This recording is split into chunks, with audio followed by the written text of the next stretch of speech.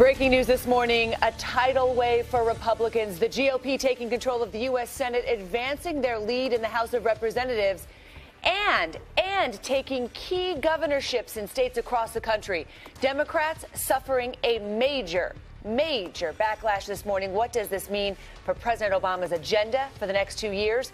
And will Democrats' loss Tuesday night hurt them in 2016? Early starts, special election coverage begins right now. Good morning, everyone. A very early morning. Welcome to Early Start Special Election Edition. I'm Christine Roman. And I'm John Berman. It is Wednesday, November 5th. It is 3 a.m. in the East. And as we said, there is major breaking news this morning. Republicans have taken control of the United States Senate, and they did it in a tidal wave fashion. It was a night many had forecast would be filled with close contests. Instead, it was nearer to a blowout for Republicans, who picked up more than the 6 seats they needed to take control of the Senate. Now, races still remain unsettled in Alaska and Louisiana. But as things stand now, right at this moment, Republicans will hold at least 52 seats in the Senate, picking up 7 over the current Congress. Democrats will hold 45 seats. Let's begin with those Republican pickups. West Virginia has its first female U.S. Senator, Republican Shelley Moore Capito, defeating Democrat Natalie Tennant. She'll take the seat of retiring Democratic Senator Jay Rockefeller. Capito's victory marks the first time in 56 years West Virginia has elected a Republican senator. Another key pickup for Republicans is South Dakota, where former Governor Mike Rounds easily defeated Democrat Rick Weiland and independent Larry Pressler to win the Senate seat vacated by retiring Democrat Tim Johnson. Turning to Montana, Republican Steve Daines easily defeating Democrat Amanda Curtis to win the Senate seat surrendered by Max Baucus, who's been appointed U.S. ambassador to China. Democrats all but conceded this race after their original candidate, John Walsh, withdrew over revelations he plagiarized parts of his master's thesis. Republicans picking up another seat in Arkansas, with Republican Tom Cotton defeating the Democratic incumbent Senator Mark Pryor. Pryor had tried running away from President Obama, whose approval rating among Arkansas voters was just 34%. A history-making night in Iowa, Republican Joni Ernst picking up the seat being vacated by retiring Democrat Tom Harkin. This was quite a battle, Ernst becoming the state's first female senator in an easier than expected win over the Democrat Bruce Braley. This was a bruising, big-money battle, with the candidates spending nearly $80 million between them on campaign ads, John. Easier than expected is a theme this morning. In Colorado, a surprisingly easy win for Republican Cory Gardner, unseating the incumbent Democrat Mark Udall. This was supposed to be neck and neck. Colorado is a purple state, and Udall is the first Colorado Senate incumbent to be voted out of office in 36 years. North Carolina, a state that President Obama won once. That was the state that clinched it for Republicans. Tom Tillis defeated the incumbent Democrat Kay Hagan. That was the race that finally gave control of the Senate to the Republican Party. Now, Kansas, that was icing on the cake, one of the most hotly contested races in the country. In the end, Republican Senator Pat Roberts, he won re-election, defeating an independent challenger, Greg Orman. Republicans had been nervous that Orman had a real shot there. Now, I want to tell you about a surprise, a nail-biter that is too close for us to project still this morning in Virginia. Democratic Senator Mark Warner is claiming victory. He is enjoying a lead right now of about 12,000 votes over the Republican challenger, Ed Gillespie. Gillespie has not conceded this race. There really is no one in the political world who saw this one being this close. In New Hampshire, CNN has projected that Democrat Jeanne Shaheen will hold on to her Senate seat. The Republican challenger there, Scott Brown, has also refused to concede at this point. Mitch McConnell, the Senate minority leader, at least for a few more days, cruising to re-election. He defeated Democrat Allison Lundergan Grimes to win a 6th term, and with Republicans taking control of the Senate, Mitch McConnell will become the next majority leader. Christine? John, there are 2 more Senate races where the outcome is still not known this morning. In Louisiana, neither Senator Mary Landrieu nor any of her opponents got over the 50% threshold required to win that seat. That throws the race to a primary on December 6th. And in Alaska, where the polls didn't even close until midnight Eastern time, they're still counting votes at this hour. I want to start up in Anchorage, where CNN's Drew Griffin standing by live for us. Good morning, Drew. How is the vote count going up there? You know, 68% in. Dan Sullivan, the Republican challenger to the Democrat Mark Begich, is leading 50% to 44%. Given the tone of the evening, Christine, the history of Alaska politics and the results so far, it looks like the Republicans will pick up this seat, and Mark Begich, the Democrat, will be a one-termer. But nobody's conceding anything here. In fact, I just talked to the Alaska senator, the senior senator from Alaska, Lisa Murkowski, and she says, look, we don't count anybody until all those votes are counted. And she said, even with all this percentage of the vote, and it's still, you can't call an Alaska Senate race because things can get so quirky here so fast. But it looks good for Dan Sullivan. It is only 11 o'clock at night here. The party is still on here. And Dan Sullivan is just down the street. Should he win, he's going to come back to this vote tally center and make the rounds. But right now, we are just waiting on all those votes from far-flung regions of Alaska to be counted. Christine? Quirky, I think that's a really good way to describe it. Still counting the votes in Alaska. Drew Griffin, thank you. The winner of Louisiana's Senate race won't be known for weeks. Neither incumbent Democrat Mary Landrieu nor the Republican challenger Bill Cassidy got the 50% of the vote they need to win outright. The race then will be decided in a two-candidate runoff election.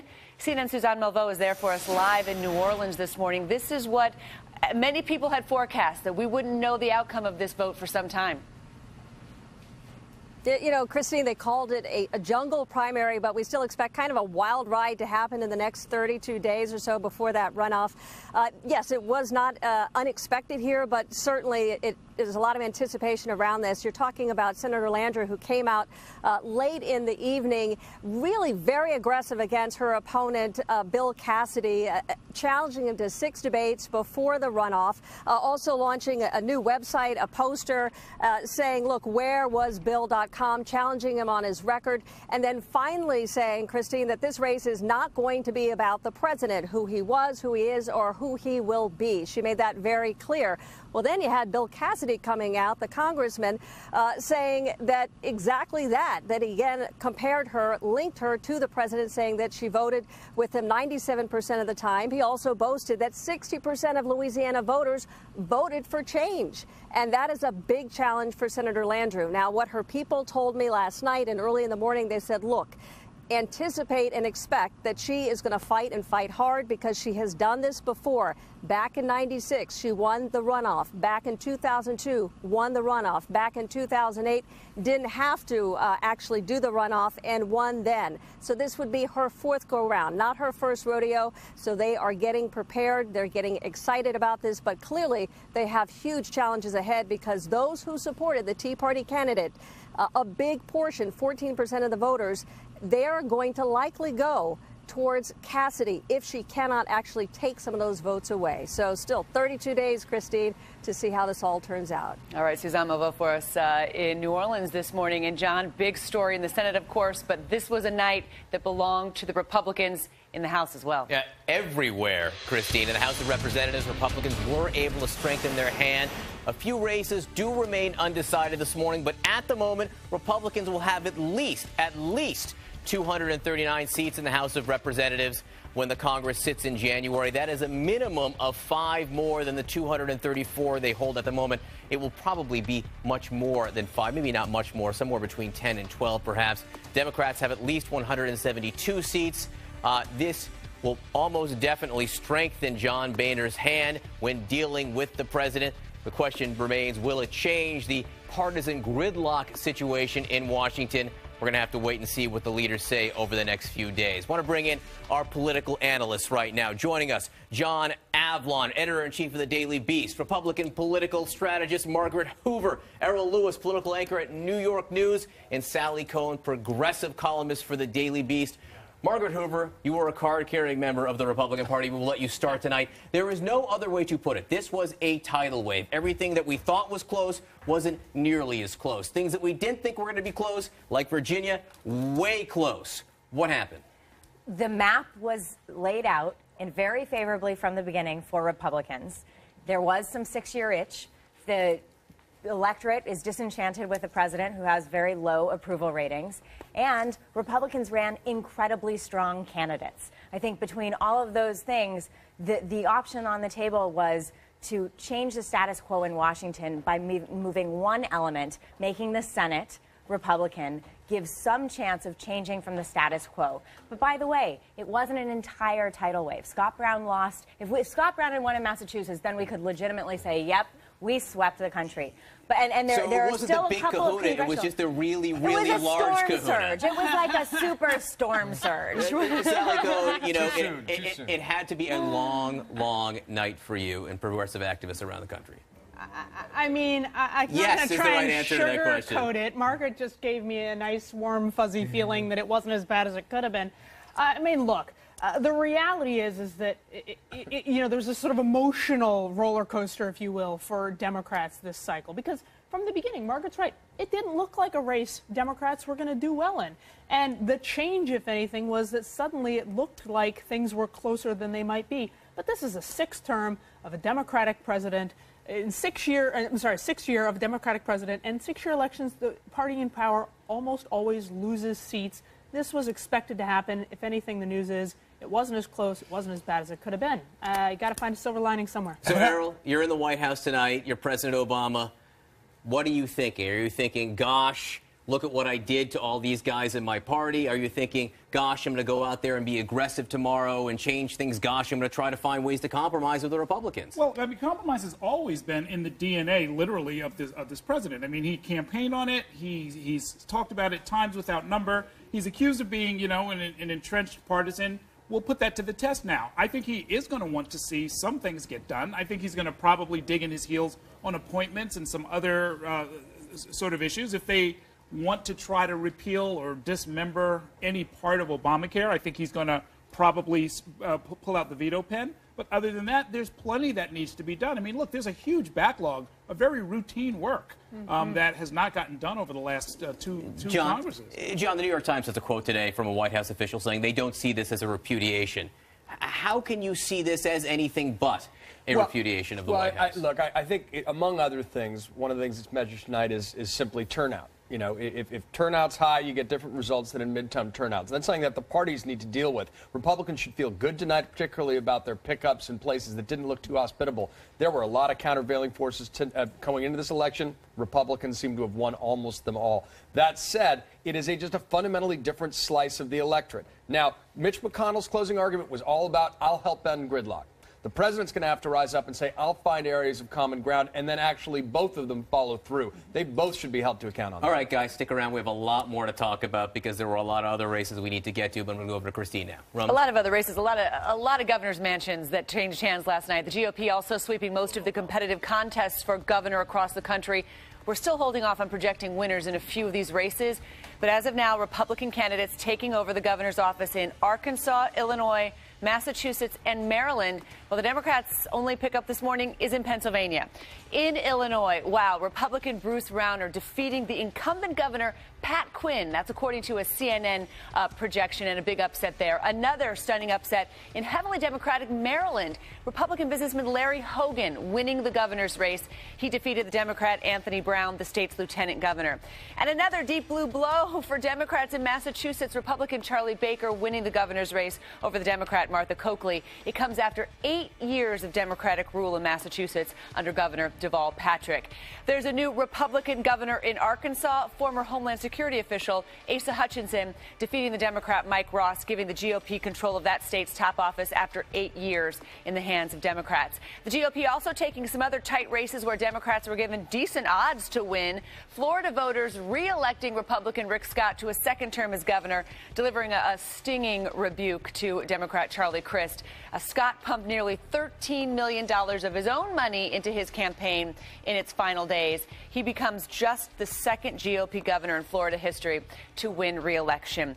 In Wisconsin, the Republican Scott Walker easily won re-election to his second term by double digits over the Democrat Mary Burke. That victory keeps Walker in the mix for a possible presidential run in 2016.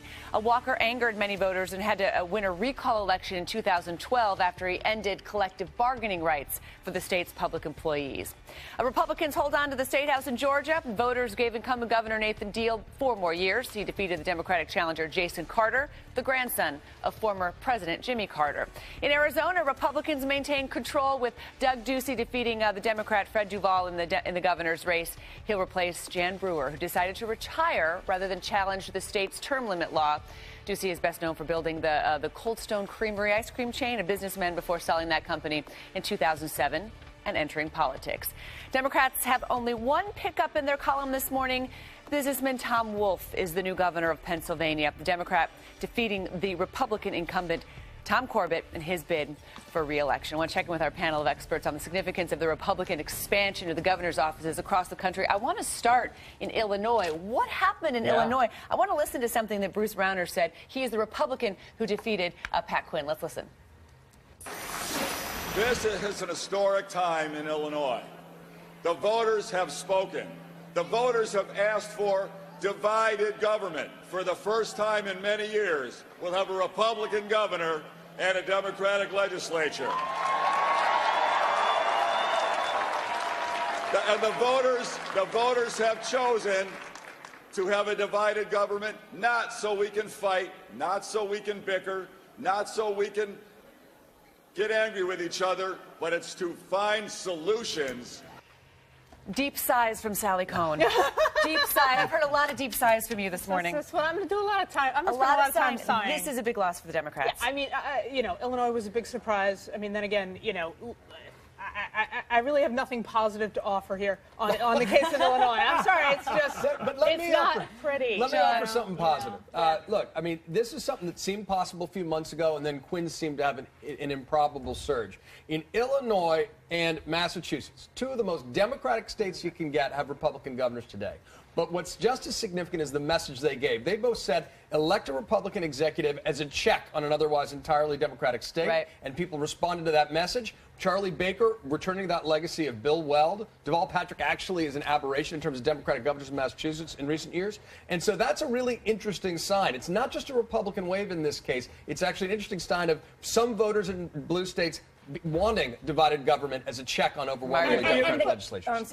You've got to point out also in Illinois, and the handwriting was really always on the wall. Pat Quinn won that seat with a 500,000 vote margin, all out of Cook County, out of the Chicago area. He was in some ways sort of the governor of Chicago. Right. And if you don't turn out, the Cook County organization doesn't turn out the vote out there, this is what happens. Can we talk about Maryland? Maryland is a big deal in Maryland. But what we're seeing in the DNA of these Republicans that are winning in blue states is actually a different kind of Republican. Yeah, that's right. And I think that's, if that's some silver lining for my progressive friends on my left, because I think even though they don't want to like Republicans, if they had to pick one, they'd like this kind of Republican. Do you like Larry Hogan?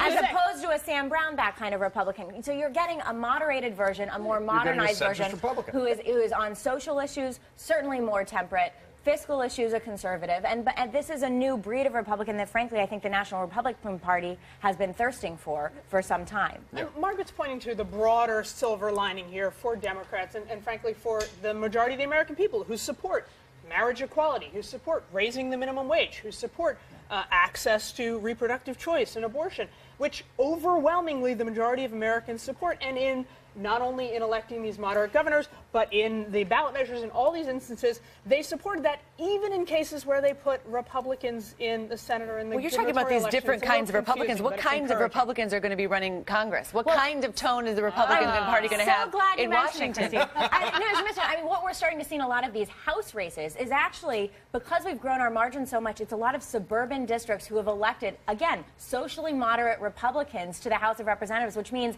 John Boehner is going to have a caucus that will help buttress his crazy caucus, as my husband calls it. So much to talk about this morning. So much deep sighs from Sally and a lot to talk about this morning. John? So much breaking news going on all morning long. Republicans taking control of the U.S. Senate. They have swept the midterm elections across the country. But will the Republican Party and Mitch McConnell, will they be able to get their agenda through? President Obama, of course, has the veto pen, and as you just heard, some members of the own party already looking ahead to 2016. So much more ahead as Early Start's special election coverage continues. Next.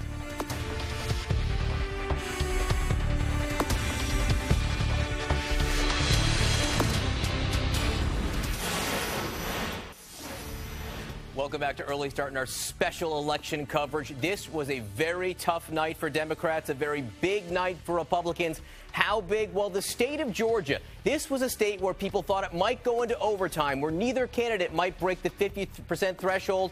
That didn't happen. Instead, Republican David Perdue, he beat the Democrat Michelle Nunn ahead by some 8 points, over 50%. There will not be a runoff in the state of Georgia. Live now from the heart of Georgia in the CNN Center in Atlanta, Nick Valencia.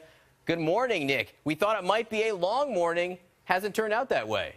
Yeah, good morning, John. So many people had this going down to the wire, with the likely prediction being that this was going to go to a runoff because it was going to be impossible that either candidate was going to get that 50% plus one vote necessary to avoid a runoff in Georgia. And very early on, I spoke to somebody within the Michelle Nunn campaign who said that they were confident about an outright victory. But just a couple of hours after polls closed at 7 p.m. Eastern in Georgia, it became very clear from the trends that Perdue was going to pull away with this, and that's exactly what he did. Just check out those numbers right there on your screen. Perdue, in an interview after his victory, told CNN that this was about voters being dissatisfied, or unsatisfied, I should say, with the presidency of Barack Obama. And Nunn, in her concession speech, she was upbeat. She said that she proved a lot of people wrong in this red state. She showed that a Democrat can be competitive.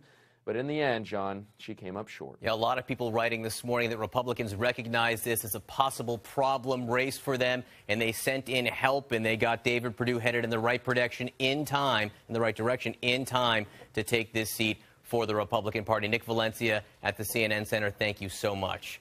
Of course, the Republican victory in the Senate means that Mitch McConnell will become the majority leader, but it's not going to be easy for him necessarily. He may have a hard time getting his agenda through, with so many members of his caucus planning to run for president. Of course, they're going to have ideas of their own.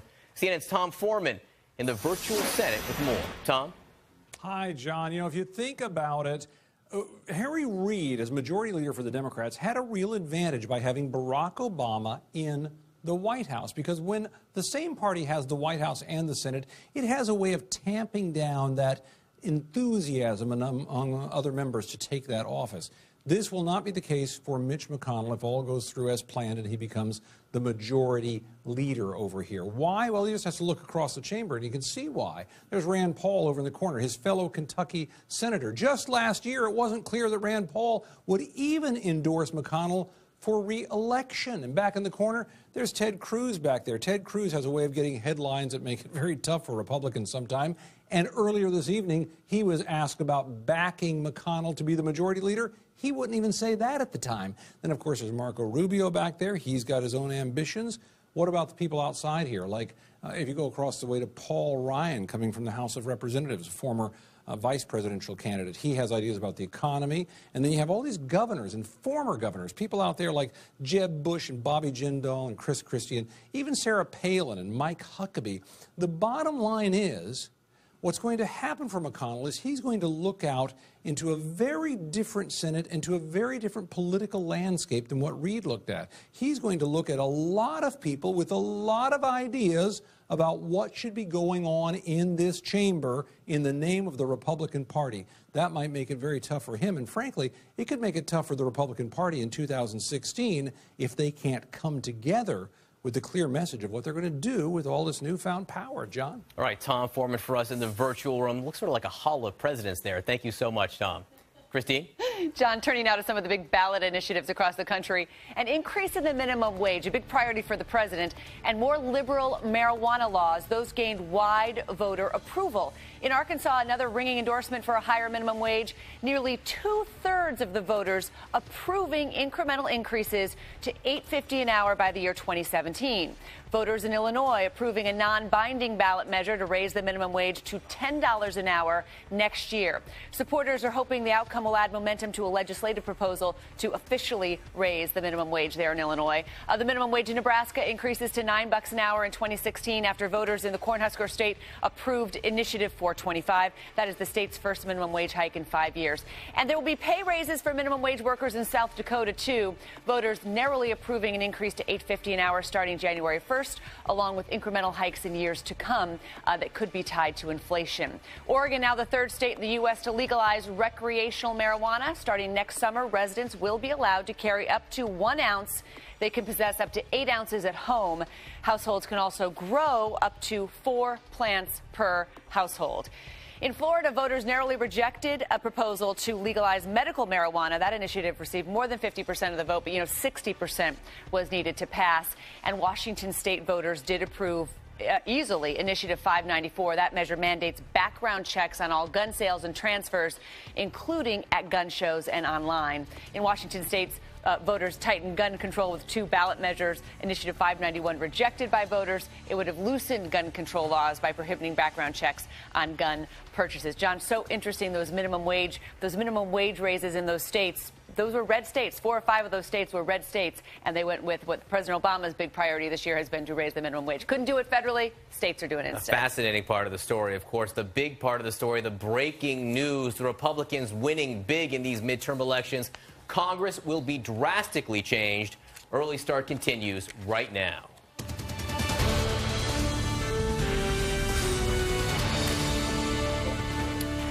All right, the breaking news this morning, Republicans will be in control of the U.S. Senate, pulling off major victories, including some upsets, extending their lead in the House of Representatives, adding to their tally of governorships across the country. This morning, we will show you the new makeup of Congress and how it will dramatically affect President Obama's last 2 years in office. Early Start's special election coverage starts right now.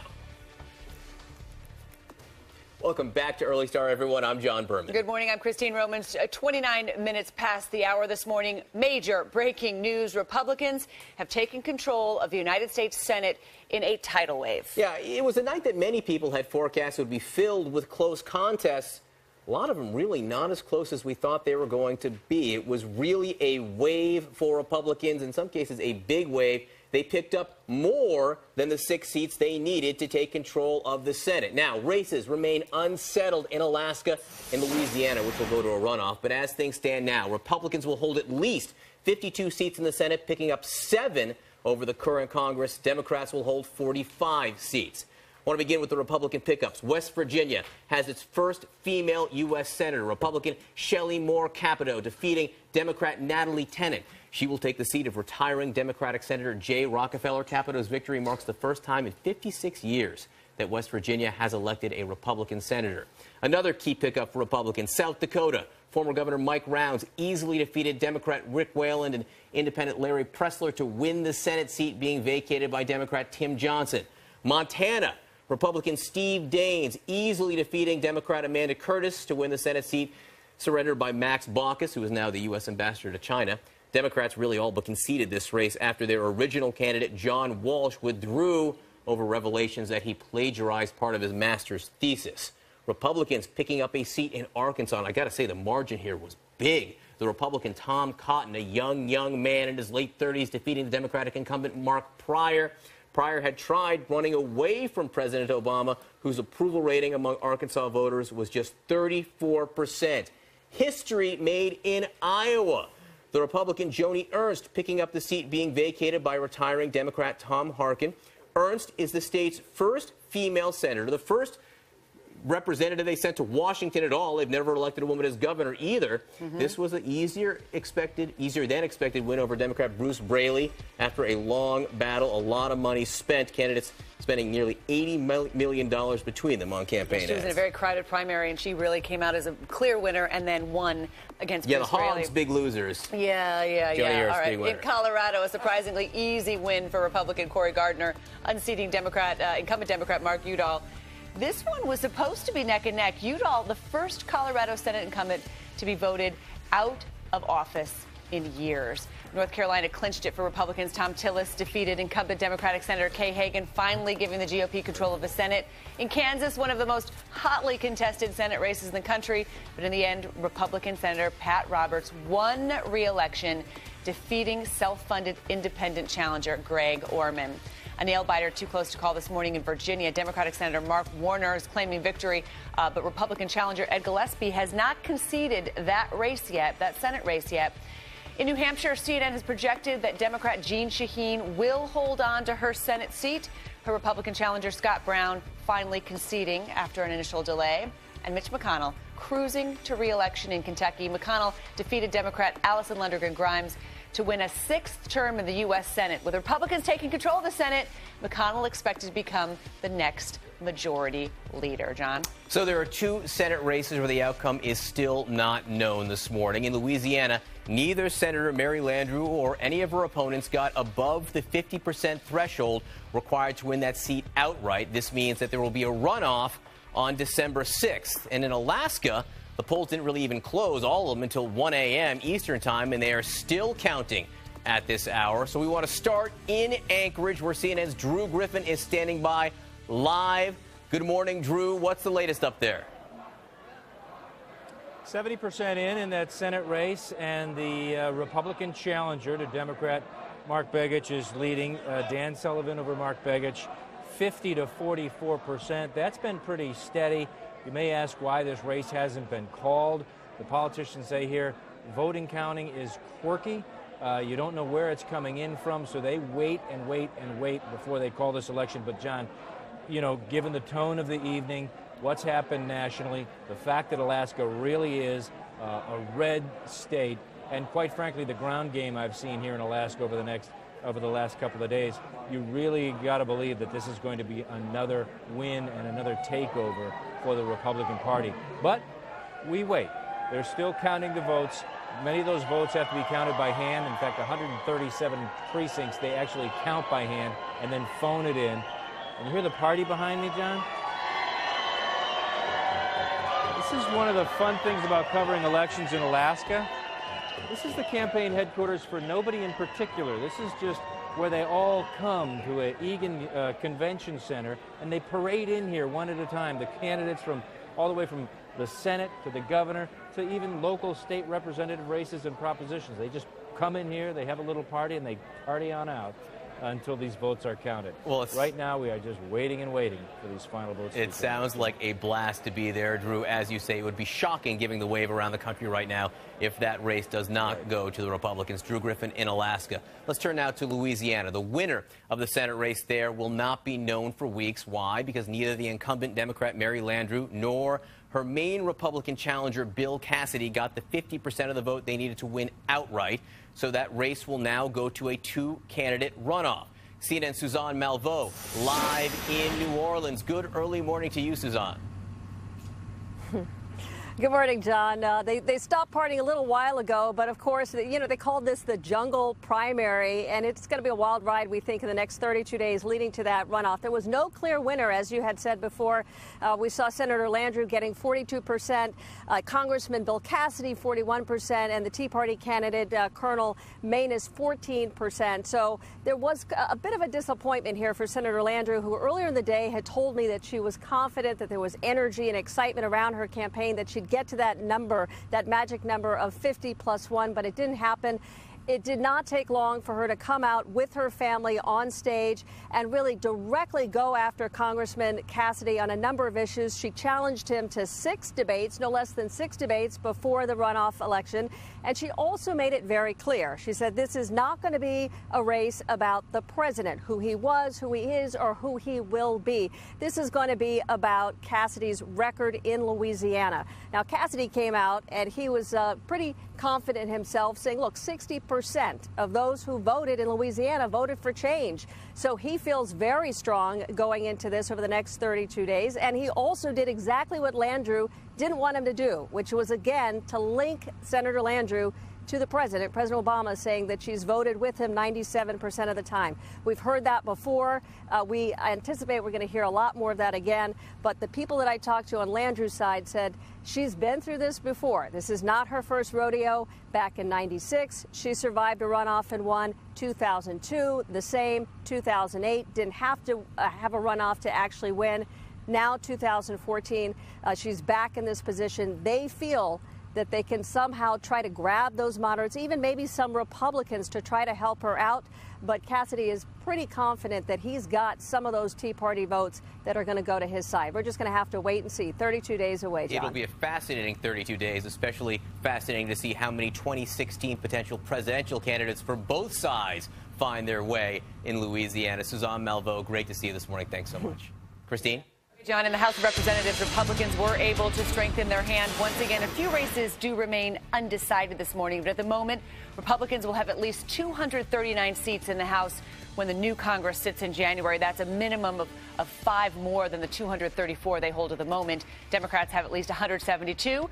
That will almost certainly strengthen their hand against President Obama, but whether it will change partisan gridlock is hard to predict. I want to bring in CNN's political analysis team. We've got John Aplin, editor-in-chief of the Daily Beast, Republican political consultant Margaret Hoover, Errol Lewis, political anchor at New York One, and Sally Cohn, progressive columnist for the Daily Beast. I want to listen to something that Rand Paul said last night. Rand Paul talking less about these races and more about Hillary Clinton and Barack Obama. Listen.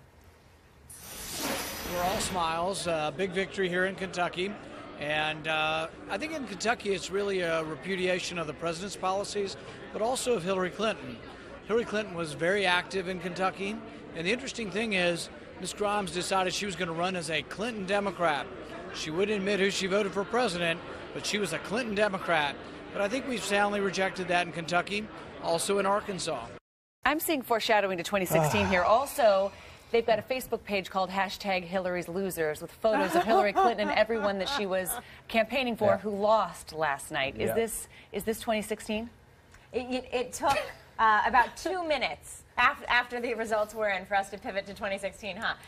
Look. I didn't pivot. Rand Paul did. Everybody's pivot. Everybody's pivot. That's where we go next. I'm ready now to we have a Republican. I'd like to relish last night. I'd like to talk about last night. I'd like to, decode last night. But already you're talking about. Well, but already we knew Rand Paul was running in 2016. So there's his perfect scenario. #Hillary's Losers. Yeah, I mean look, that's one gauge. You go by and see if you put your skin in the game, how'd the turnout go. But the fact that Rand Paul's playing that card right now, it's a bit of bear baiting. I mean, let's be real, because Kentucky's about a lot of things, and also. Rejection of Obamacare was not actually a theme we saw last night. A lot of the Republicans who won big in governors actually expanded Medicaid. But I hate to say this, folks, but 16 begins today. Well, and it is fair to say. I mean, look, if all of these people had won, we'd be talking about how Hillary is building this team and it portends the future.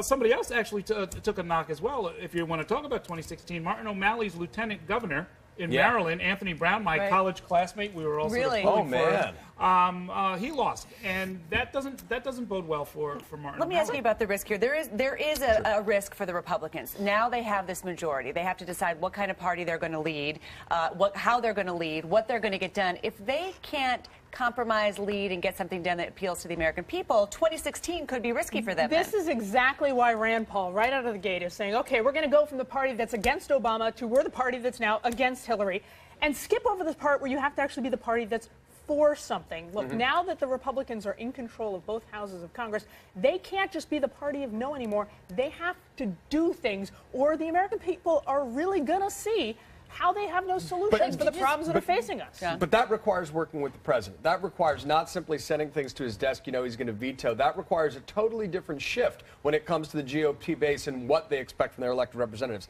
If the GOP can show it can govern, if it can compromise the president and vice versa, we could have a break of the gridlock. That's what Mitch McConnell promised. But the last 6 years show very little reason to believe that. But Mitch McConnell also said one of his top priorities will be a 20-week ban on abortion. Right? So Sally, I hear you. Rhetorically, this is what Republicans did. In the midterms, they ran rhetorically like they were centrists, but then every time on policy after policy, they said, we're still going to stick to the Tea Party issues, the extremist issues, and it's not going to fly in 2016.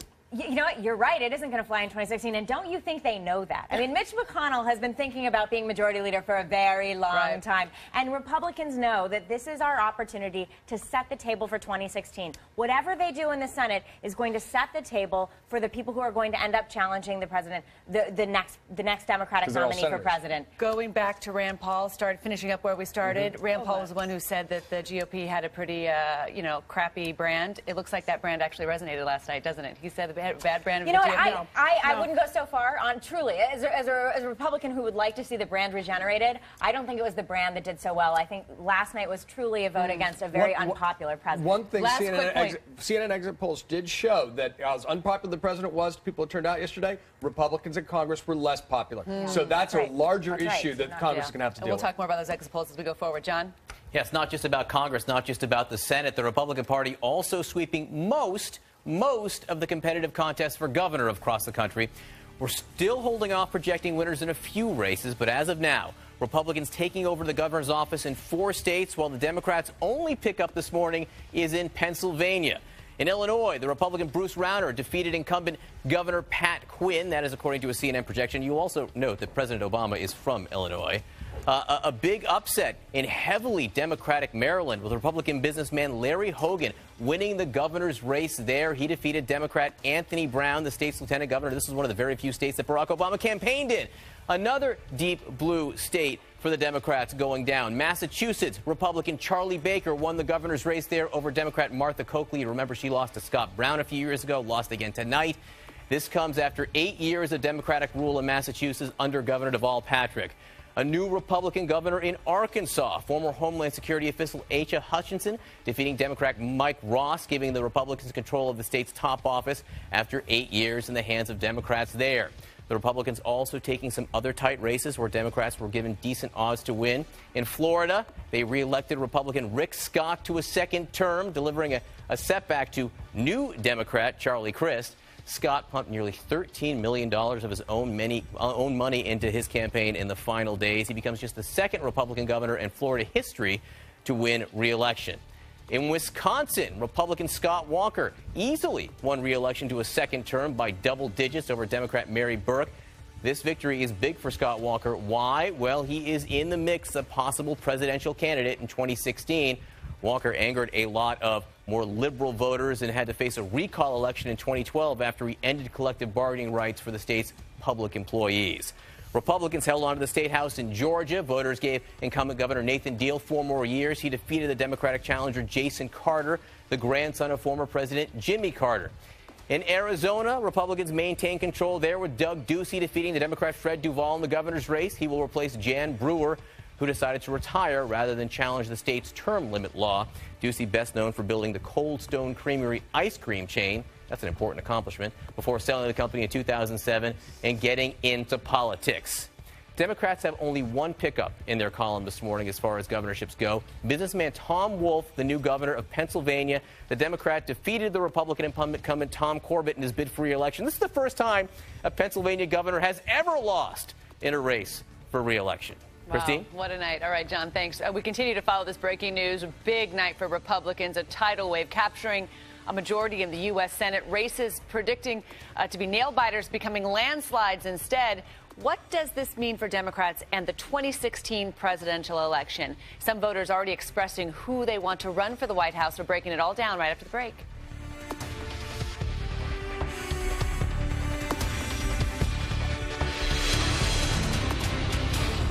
All right, in Georgia, many forecasters thought that Senate race could very well go to a runoff. Instead, the Republican Dave Perdue beat Democrat Michelle Nunn by some 8 points.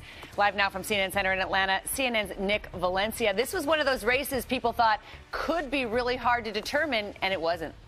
Christine, this was supposed to be the race that helped Democrats hold on to the Senate, or at least gave them a chance. A likely scenario in this was that it was going to go to a runoff because it was just going to be impossible for any candidate in this, especially with a libertarian running, taking away votes from David Perdue, that anyone would get 50% plus 1 vote to avoid that January 6th runoff. In the end, it didn't work out like that. A couple of hours after the polls closed at 7 p.m. Eastern in Georgia, it became very clear from the trends in those votes starting to come in as those ballots started to get tallied that Perdue was going to pull away with this one, and that's exactly what he did.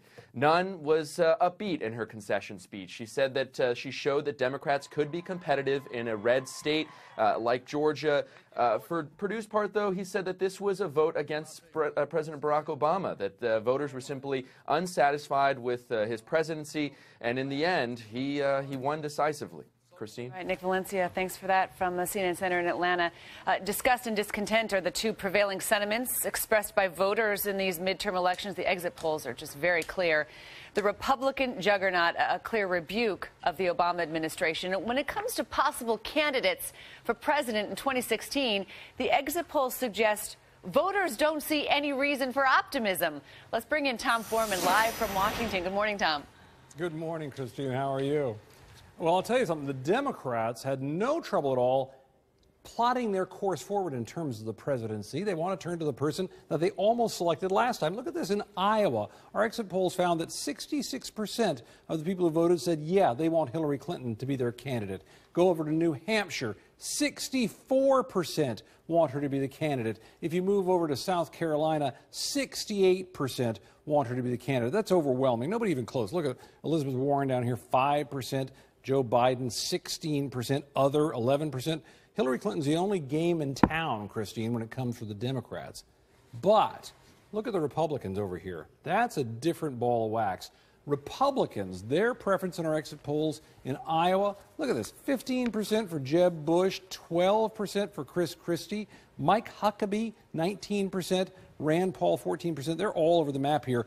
Big number down here to pay attention to, though. Republicans for other, 23%. Move it over to New Hampshire, same thing. Look, it's all over the map. Republicans for Jeb Bush, 22%. Here's Rand Paul with 21%. Republicans for other, 29%. And if you go over here to South Carolina, same thing. Republicans for Bush, 18%. These numbers don't make any sense because they're just all over the map, except for that one. Other, 28%. So the Republicans are not at all agreed yet on what they want to do with their candidate. The Democrats are quite agreed on theirs, but this may be something that may give everyone pause out there. Take a look at the nationwide most likely. If people are going to vote based on our exit polls, 34% would say they would back Hillary Clinton, 40% would say they would back the Republican. But here's something important to bear in mind about this number.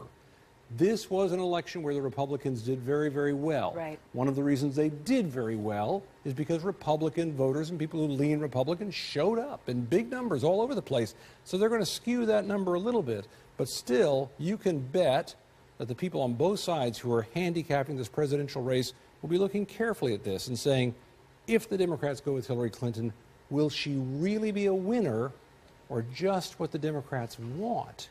And those can be two different things. So wow. a lot of data coming out of this, which will absolutely play in 2016, Christine. Absolutely. Tom Foreman, decoding that data is so interesting. You can tell us so much about who voted and what they thought about things. John's got more on that. John? Yeah, well, Tom touched on what is really one of the big stories of this election, which is just who voted. I want to look at this right now, this so-called gender gap. This was the split. 51% of the people who voted were women, 49% were men. Remember this number. I want you to look back at 2012. It was 53% female, 47% male, so a bigger gender gap in a presidential year, but a more important number might be this one. Of the women who voted 2 years ago, it split 55% to 44% for President Obama, an 11-point margin for the Democrats there. Remember that number. Let's look at what it was today. 52% to 47%. The Democrats only enjoying a 5-point boost right there. Another thing that's fascinating, let's talk about race here, shall we? 75% of the vote this election day was white, 12% African American, Latino, 8%. Let's look at Latino compared to 2 years ago. 2 years ago, Latino was 10%, so a greater proportion of the vote 2 years ago was Latino. Not just that, though. Look at this. 2 years ago, President Obama won. The math is almost hard to do here. He won by 44% 2 years ago. Remember that. Let's look at how Latinos voted last night. You look at that 8% of the vote right there. The margin much smaller, 28%. 28% this time compared to 44% last time. Finally, let's look at the age breakdown. I want to look at two areas right here. Look up top. People younger than 29, 13% of the vote, 22% older, much older electorate than we saw 2 years ago. 2 years ago, only 16% of the electorate was over 65, and 19% was younger than 30. The younger voters tend to vote much more Democratic and went for Barack Obama last time. They did not show up in the numbers that we saw for Democrats overnight. Christine? You're absolutely right. All right, John, thank you so much. We're continuing to follow this breaking election news this morning. A big night for Republicans, a tidal wave that we're breaking down with all the big upsets, all the exit polling when Early Start continues next.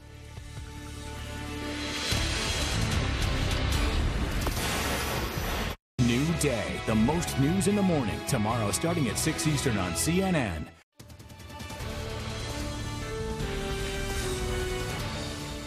Good Good morning. Welcome to Early Start. I'm Christine Romans. And I'm John Berman. It is Wednesday, the day after, November 5th, 4 a.m. in the East. It is early, but so much to talk about. Major breaking news this morning. Republicans have taken control of the United States Senate in a tidal wave. Yeah, it was a night that many had forecast would be filled with close contests. In fact, not many of them were all that close, and the ones that we didn't expect to be close were a whole lot closer than we thought they would be.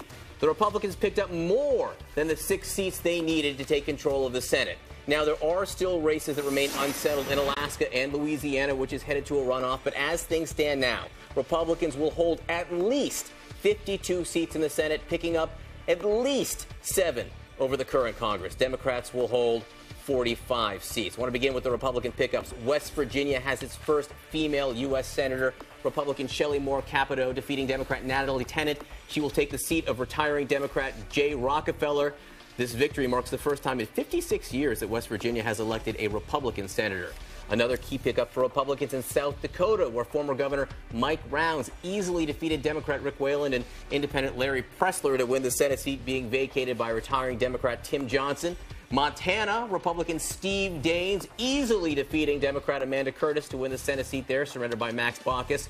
Baucus is now the ambassador to China. Democrats all but conceded this race after their original candidate, John Walsh, withdrew over revelations that he had plagiarized parts of his master's thesis. Republicans picking up a seat in Arkansas. The Republican there, Tom Cotton, congressman, defeated the incumbent Senator Mark Pryor.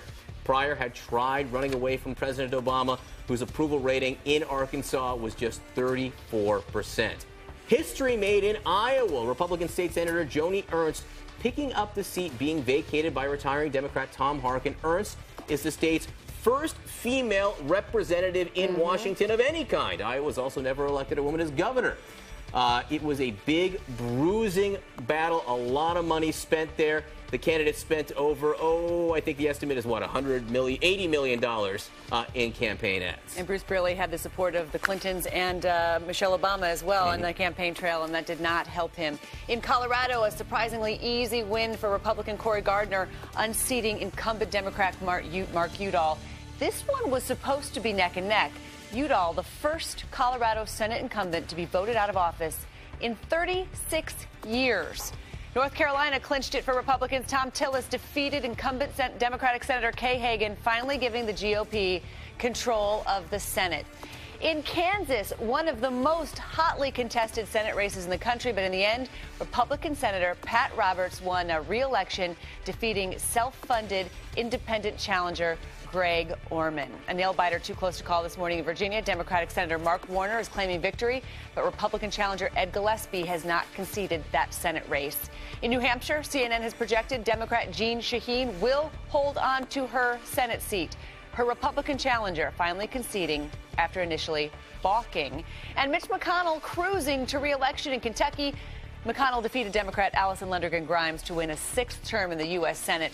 With Republicans taking control of the Senate, McConnell is expected to become the next majority leader. He'll have to get new business cards, John. Let's focus on the 2 races where the outcome is still not known this morning. In Louisiana, neither Senator Mary Landrieu nor any of her opponents got more than the 50% they needed that would give them the seat outright. Now the race will go to a runoff on December 6th. And in Alaska, where the polls did not even close until after midnight Eastern time, they are still counting right now. So that is where we will begin in Anchorage. CNN's Drew Griffin is there. Good morning, Drew. A lot of people are wondering why this race hasn't been called, John.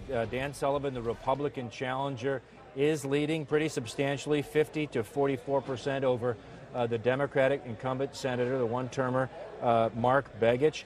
73% of the vote in. I've just talked to our mathematicians. They say still we don't have enough information on where the outlying votes are to call this race. But certainly, given the fact that Alaska is usually a Republican state, the tone of the evening, the ground game that we've been looking at here, this looks like it's going to be a Republican pickup. We just can't say right now. So this state, in terms of the Senate race, is just on hold, and we'll have to continue to wait for more of this vote count to come in. Yeah, it's hard to see given the way. meantime. Go ahead, Drew. Yeah, in the meantime, this state has picked up one victory. Alaska's senior senator, Republican Lisa Murkowski, she is now going back to the Senate as chairman of the Energy and Natural Resources Committee. I caught up with her. I want to play you just a little snippet of what she told me about how she expects the Republican Party to govern now that it has the Senate. I just heard we don't have that sound, but she really thinks that this is a big moment for the Republicans to basically put up or shut up. They need to bring back a positive governing attitude to Washington, D.C. after this election, and they need to work just as hard now as they did during this campaign. John? Yeah, that is the big discussion this morning. What will they do with control of the Senate? Drew Griffin in Anchorage, thanks so much. So the winner of Louisiana's Senate race will not be known for weeks because neither the incumbent, Mary Landrieu, nor the Republican challenger, either of the Republican challengers, got more than 50% of the vote needed to win outright. So that race will be decided in a two-candidate runoff. Mary Landrieu, Democrat, Bill Cassidy, Republican. Suzanne Malveaux live in New Orleans. Good morning, Suzanne. Good morning. Well, they called it the jungle primary. Clearly, there's going to be 32 days to determine actually who's going to win, who comes out on top of all of this. I had spoken with Senator Landrieu earlier in the day. She was calm. She was confident that she had that 50+1%. It didn't pan out in the end. There was a bit of disappointment, but there certainly was some rejiggering of her campaign, if you will. She came out very forceful in the evening, talking about this is not going to be a race about the president, whether or not he was competent back then or now, or who he'll actually become. That was something that she really stressed.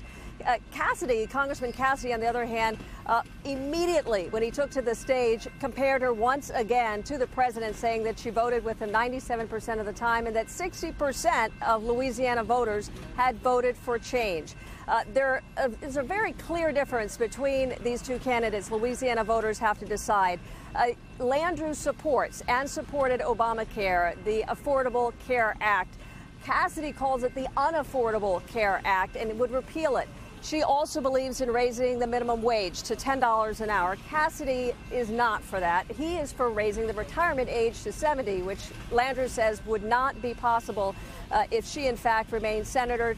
She says some people in the parishes of Louisiana, actually, the life expectancy of African Americans is at 70 years old, so that would not happen. So, John, it's not like you have two candidates who are similar at all. They are polar opposites, and this really is about what kind of senator they want to send back to Washington. Landrieu is trying to project a sense of confidence, saying that she has done this before, at least 2 other runoffs. She's been successful, a 3rd campaign without a runoff. This is not her first rodeo, but you got to think that this is a big challenge for her and her team because the Tea Party candidate, the Colonel actually took away 14% of the votes. Very likely that some of those votes are going to go in Cassidy's favor. John? The one race now that's headed into overtime, Suzanne, we hope you get a chance to come home. You're not staying there the whole time. Suzanne Malveaux for us in New Orleans. Thanks so much. Christine? All right, John, in the House of Representatives, Republicans were able to strengthen their hand. Once again, a few races remain undecided this morning. But at the moment, Republicans will have at least 241 seats in the House of Representatives when the new Congress sits in January. That's a minimum of 7 more than the 234 they hold at the moment. Democrats have at least 174. That will almost certainly strengthen Republican hand against President Obama. But whether it'll change partisan gridlock is hard to predict. I want to bring in CNN's political analysis team, John Avlon, editor-in-chief of the Daily Beast, Republican political consultant Margaret Hoover, Errol Lewis, political anchor at New York One News, and Sally Cohn, progressive columnist for the Daily Beast. I want to start in Iowa. The faces and the names do not change in Iowa. The governor there today is the governor who was there when I was a little girl in Iowa. Tom Harkin has been there forever. He retired, and now there is a new name and a new face. Her name is Joni Ernst. Listen to her last night. Look at what they're doing in Washington. Higher taxes, more spending, more debt, and the slowest economic recovery since the Great Depression.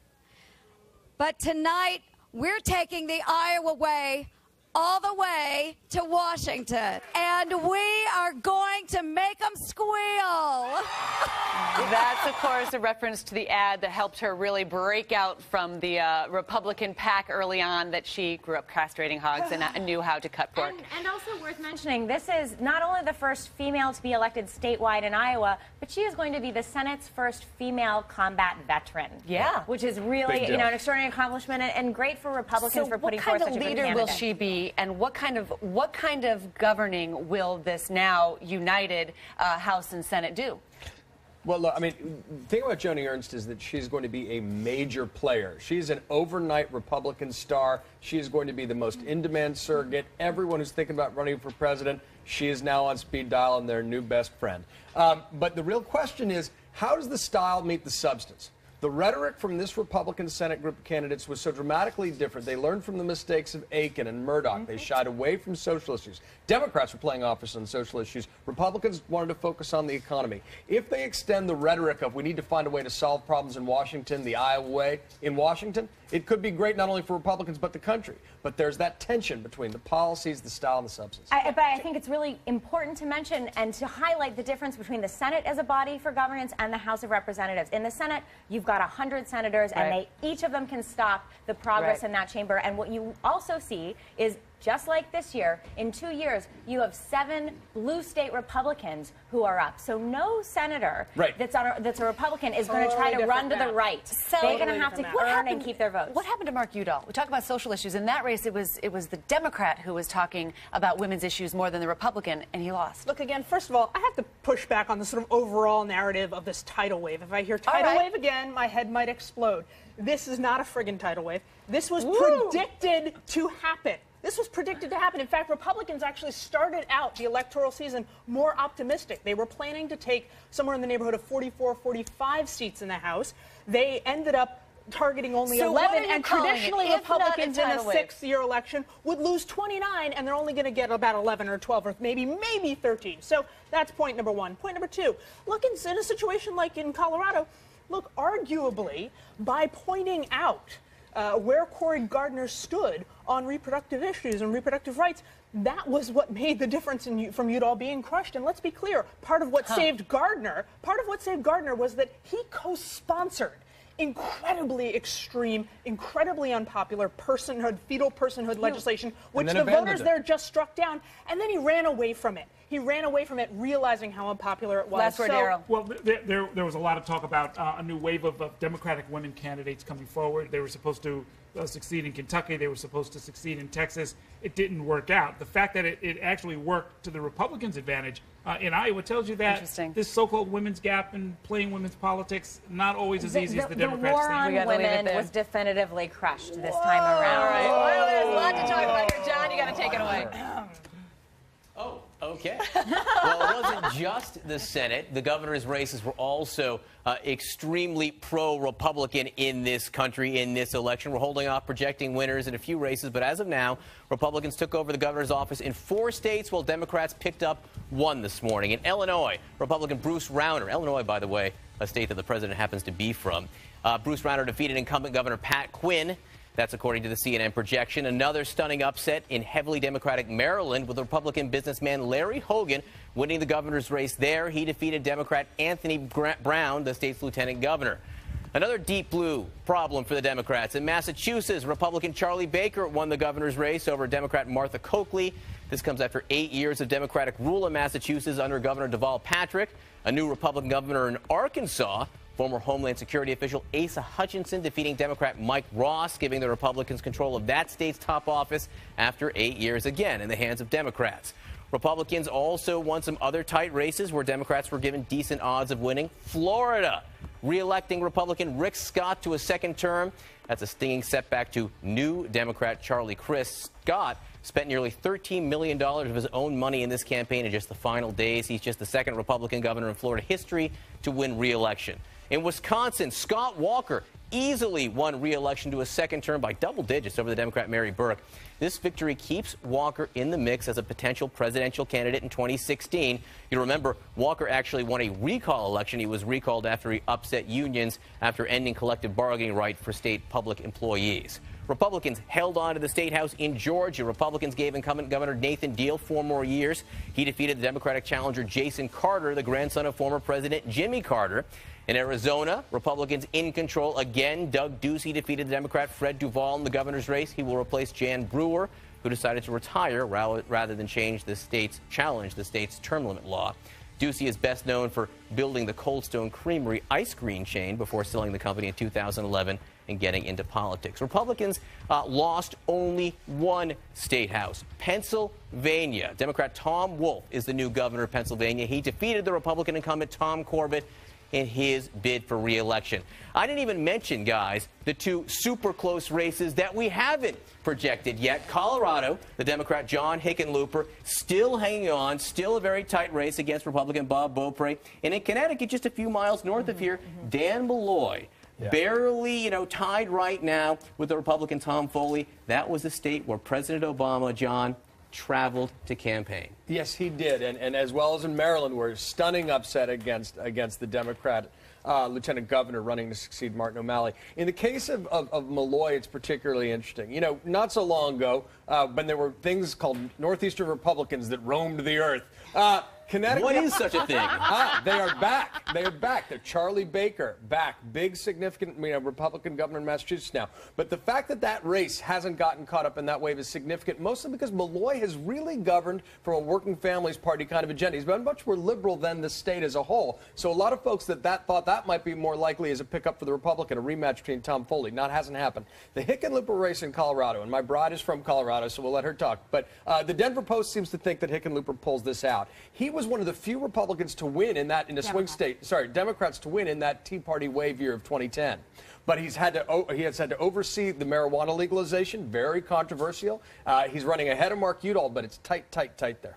Margaret, I want to move from Colorado to another governor of another state who was not up for re-election, Chris Christie, the chairman of the Republican Governors Association, who was like in 16 states over the last week campaigning. This was a big night for him. It was a very big night, and I don't think anybody thought they were going to do as well as they did. They raised a lot of money. They were able to deploy it into a lot of states. Some states they didn't think they were going to have to deploy it. Of course, there was a little skirmish between Rick Scott in Wisconsin and Chris Christie, who said, actually, just send the money and don't bother coming here. But Scott Walker, rather, in Wisconsin. You guys are like correcting each other all. It's so adorable. It's like we're married. It's almost like we're married. Just for the record, we are actually married. So, but truly, it was a great night for Chris Christie, and in most states they wanted him there. So it looks like we have a new face of Chris Christie leaning in, leaning forward towards 2016. And 6 weeks ago, Republicans really thought they were going to lose maybe a half dozen of these Florida, they thought they were in big trouble. Wisconsin, Kansas, they thought were in big trouble. Maryland wasn't even part of the discussion. Nope. Errol, Maryland not even part of the discussion. Very true. And this is what shows you that it is, in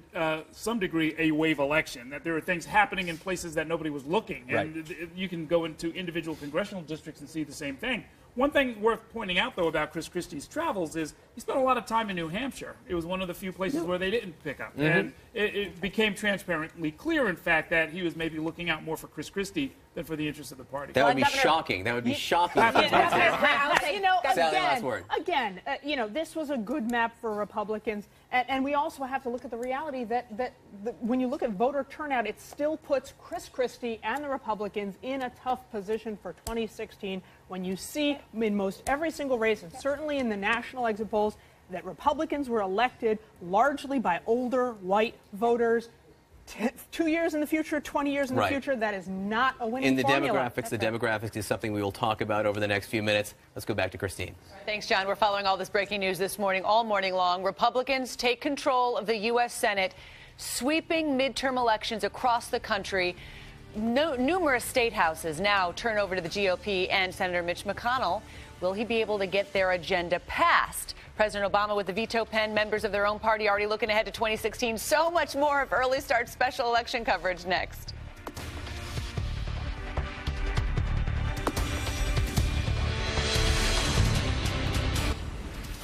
In Georgia, most forecasters thought that Senate race could very well go to a runoff. Instead, the Republican David Perdue beat Democrat Michelle Nunn by some 8 points. I want to go live now from CNN Center in Atlanta, where CNN's Nick Valencia is. And this was a real surprise, Nick.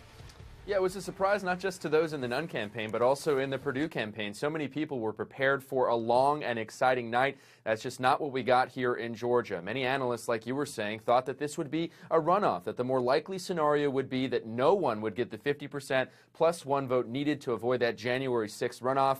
A couple of hours before polls closed, in fact, I talked to somebody in the Nunn campaign who said that they were confident about an outright win. A couple of hours after polls closed, it was an entirely different story. Those ballots started to get tallied up, and it showed that David Perdue, the Republican candidate, was going to pull away, and that's exactly what he did. In his victory speech, he told CNN that voters here in Georgia, they sent a message to President Barack Obama saying that they were unhappy with him.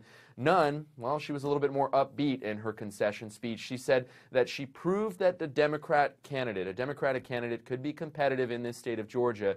But really, at the end of the day, she came up short, Christine. Yeah, and that Purdue team did obviously a very good job of tying Michelle Nunn to Obama's policies and to the Obama administration. Nick Valencia, thanks for that. John? Yeah, President Obama was a big problem for Democratic candidates all over the country. How big of a problem? Well, let's take a look. Let's look at North Carolina here. This was a Republican pickup in this state. The voters there, 56% said they disapprove of how President Obama is handling his job, and you will not be surprised to see that among those who disapprove, 82% say they voted for the Republican Tom Tillis. Let's look at a couple other states here that really tell the story. Colorado, this was a state that President Obama won twice. 56% of voters in Colorado say they disapprove of the job the president's doing, and of those, 79% say they voted for the Republican Cory Gardner. Iowa, this is the state that launched President Obama into the political stratosphere when he won the caucus there in 2008. 60% disapprove of the president's job there. And let's look, if we will, at Virginia, if we can right now. Virginia is a state where we have not projected a winner in the Senate race there. It is simply too close to project right now between Ed Gillespie, the Republican, and the incumbent Democrat Mark Warner. 58% of voters in the state of Virginia say they disapprove of the job the president is doing. This could help explain why it has been so difficult for Mark Warner to put this away. Of those who disapprove of the president's job, 81% are voting for the Republican Ed Gillespie. So you can see how the president is playing in races around the country. Christine? All right, John, let's turn now to some of the big ballot initiatives across the country. An increase in the minimum wage, more liberal marijuana laws gaining wide voter approval. Let's start in Arkansas, where there was another ringing endorsement for a higher minimum wage, and only 2/3 of the voters approving incremental increases to $8.50 an hour by 2017. Voters in Illinois approved a non-binding ballot measure to raise the minimum wage to $10 an hour next year. Now, supporters hope the outcome there will add momentum to a legislative proposal to officially raise the minimum wage in Illinois. The wage in Nebraska increases to $9 an hour in 2016 after voters in the Cornhusker state approved Initiative 425. That's the state's first minimum wage increase in 5 years. And there will be pay raises for minimum wage workers in South Dakota, too. Voters narrowly approving an increase to $8.50 an hour starting January 1st, along with incremental hikes in years to come that would be tied to inflation. Oregon is now the third state in the U.S. to legalize recreational marijuana. Starting next summer, residents will be allowed to carry up to 1 ounce. You can possess up to 8 ounces at home. And households can also grow up to 4 plants each in Oregon. In Florida, voters narrowly rejected a proposal to legalize medical marijuana. That initiative received more than 50% of the vote, more than half the people, but 60% was needed for that to pass. And Washington state voters, they did approve Initiative 594 easily. That measure mandates background checks on all gun sales and transfers, including at gun shows and online. But also, voters tightened gun control measures with 2 ballot measures. Initiative 591 rejected by voters. It would have loosened gun control laws by prohibiting background checks on gun purchases. I want to return to our group of CNN political analysts for their thoughts on all of these ballot measures and whether there's a theme here and whether it runs counter to the strong Republican surge in Congress. I've been saying the minimum wage, income inequality, this was a stealth factor in these elections. Those are Obama policies. President Obama wants to raise the minimum wage. He wants to attack income inequality by raising the minimum wage. And in these red states even, the minimum wage increases passed, Sally. I mean, look, this was, the president said he wasn't on the ballot. His policies were. And to an extent, when you look at the minimum wage, and you look at the rejection of these extreme anti-abortion measures, it says that's true. And again, in red states, this is a weird message voters have sent. They've said, oh, we want to raise the minimum wage. We want people to have access to abortion. We want pot. And we're going to then send Republicans to Congress who oppose all these things and are the reasons we don't have minimum wage increases at the federal level and have all these stringent abortion restrictions. That states are where things are happening, because it hasn't been happening in Washington, Errol. They have not been able to get a minimum wage through in Washington, but 71% of the American public agrees that a minimum wage, Democrats and Republicans, Errol. Well, that's right. I mean, and Republicans, successful Republicans of the kind who won in so many elections tonight, they know how to read polls. They know how to sort of take the temperature of the people. I mean, it was very interesting in Kentucky during the debate in which Mitch McConnell was defending his record and talking about going forward. It was pointed out that 500,000 Kentuckians had used that state's exchange to get Obamacare, which he was going to, rip out root and branch. And he said, well, if they want to keep that website, they can keep that website. And what you're going to see is what politics is supposed to do, is people migrating, toward the center, toward where the people are. And that's really what this represents. I certainly agree with that evolutionary view of politics, but the core contradiction between the Republican red state votes for people whose policies oppose minimum wage and then voting for minimum wage is fascinating. And it speaks to a certain blue-collar conservatism that makes sense. And what it really raises the question is should some red state Republicans, if they're trying to connect with the middle class, should they back the minimum wage, or do they simply fall back to laboratories of democracy? So here's the real challenge that Republicans face, because in these red states, when Republicans are voting for minimum wage, the problem is wages have stagnated. Right. The middle class. For everyone. Across the board. I mean, even the Fed, General Janet Yellen at the Federal Reserve says nobody's income is growing. Against that backdrop, Republicans haven't offered anything else that's compelling. And what are they going to offer? They're going to have to offer something, or in 2016, it's going to be their policies, their Congress policies that'll be rejected. That's right. Well, and so what Republicans will tell you is the way to have wages go up is to grow the pie generally, to make the economy get back off of its sort of stuttering slump that it's been in. How do you do that? They'll say you got to do tax reform. You got to take the regulations out of the energy industry. You got to help businesses don't get back choke on the their banks. Don't choke the banks. We know what Republicans are going to propose. They're going to propose tax cuts for the rich. When the economy is good, they propose tax cuts for the rich. When the economy is bad, they propose tax cuts for the rich. And they have all these so-called jobs bills, which include repealing Obamacare and easing environmental restrictions. We're not. The Obamacare thing is over. Here's the funny thing. They're going to still try. I mean, and some folks have said as much, but it ain't going anywhere. All right, guys, we got to leave it there. John, there's so much to talk to. It's so fascinating. I just throw it to you now. A whole lot of breaking news this morning with the Republicans winning big in these midterm elections. Congress will be drastically changed. Early Start continues right now.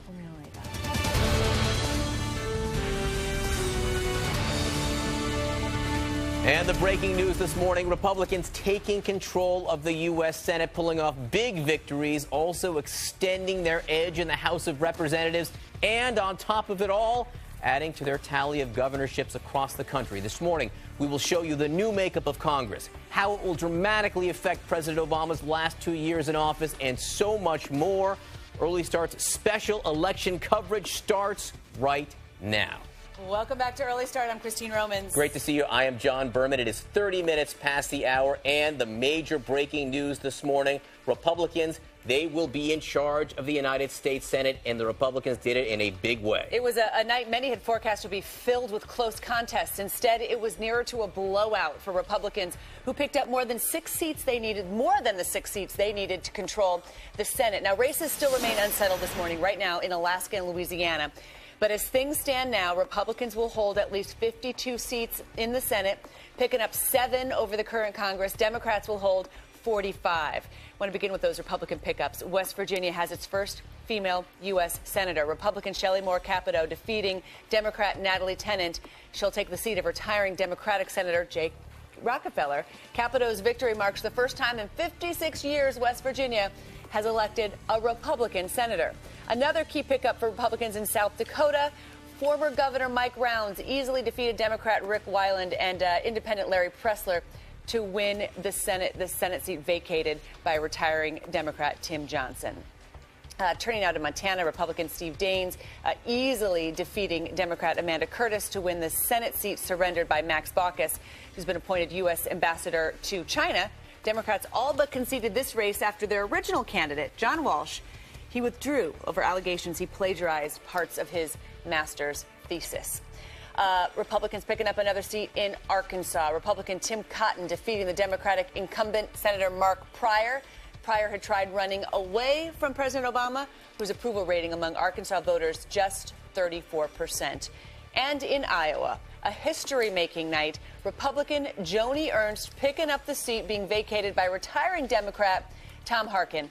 Ernst becoming the state's first female senator in an easier-than-expected win over Democrat Bruce Braley, a bruising, big-money battle with the candidates spending nearly $80 million between them on ad campaigns. She's going to be a big star when she gets to Washington. In Colorado, it was a surprisingly, smooth win for the Republican Cory Gardner, unseating the incumbent Democrat Mark Udall. This one was supposed to be neck and neck in the purple state. Udall is the first Colorado Senate incumbent to be voted out of office in 36 years.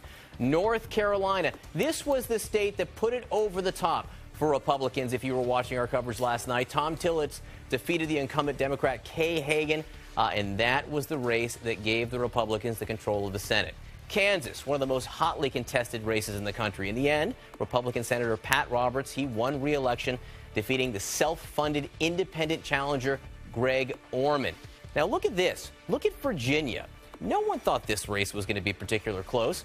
But there, the Democratic Senator Mark Warner, he's claiming victory, but the Republican challenger Ed Gillespie has not conceded the race there, and CNN does not have enough information now to project who will win there. In New Hampshire, CNN has projected that Democrat Jeanne Shaheen will hold on to her Senate seat. Her Republican challenger Scott Brown from New Hampshire now, used to be from Massachusetts, he has finally conceded after a delay.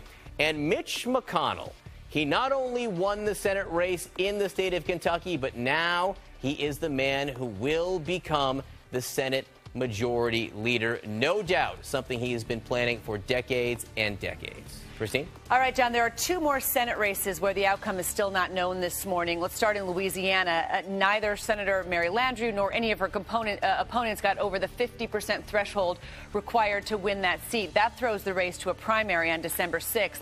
And in Alaska, where the polls didn't even close until midnight Eastern time, they are still counting votes at this hour. Let's start up in Anchorage. CNN's Drew Griffin standing by live for us this morning. Drew, how is the counting going?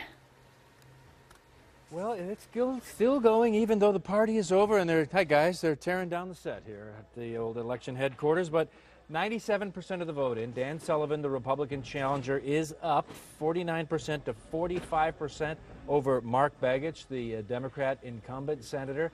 This certainly looks like a Sullivan win, a Republican pickup. But, Christine, nobody's calling this race yet. Mark Begich's campaign just sent us a note saying that they're waiting on the rural votes to make a statement on the race. They want to count 70 outstanding villages who haven't come in yet. The Sullivan campaign is telling me it's a mathematical impossibility now for Begich to win, but here we are. We're going to count to the last drop, I guess, and then we'll know who is going to be the next senator from here in Alaska.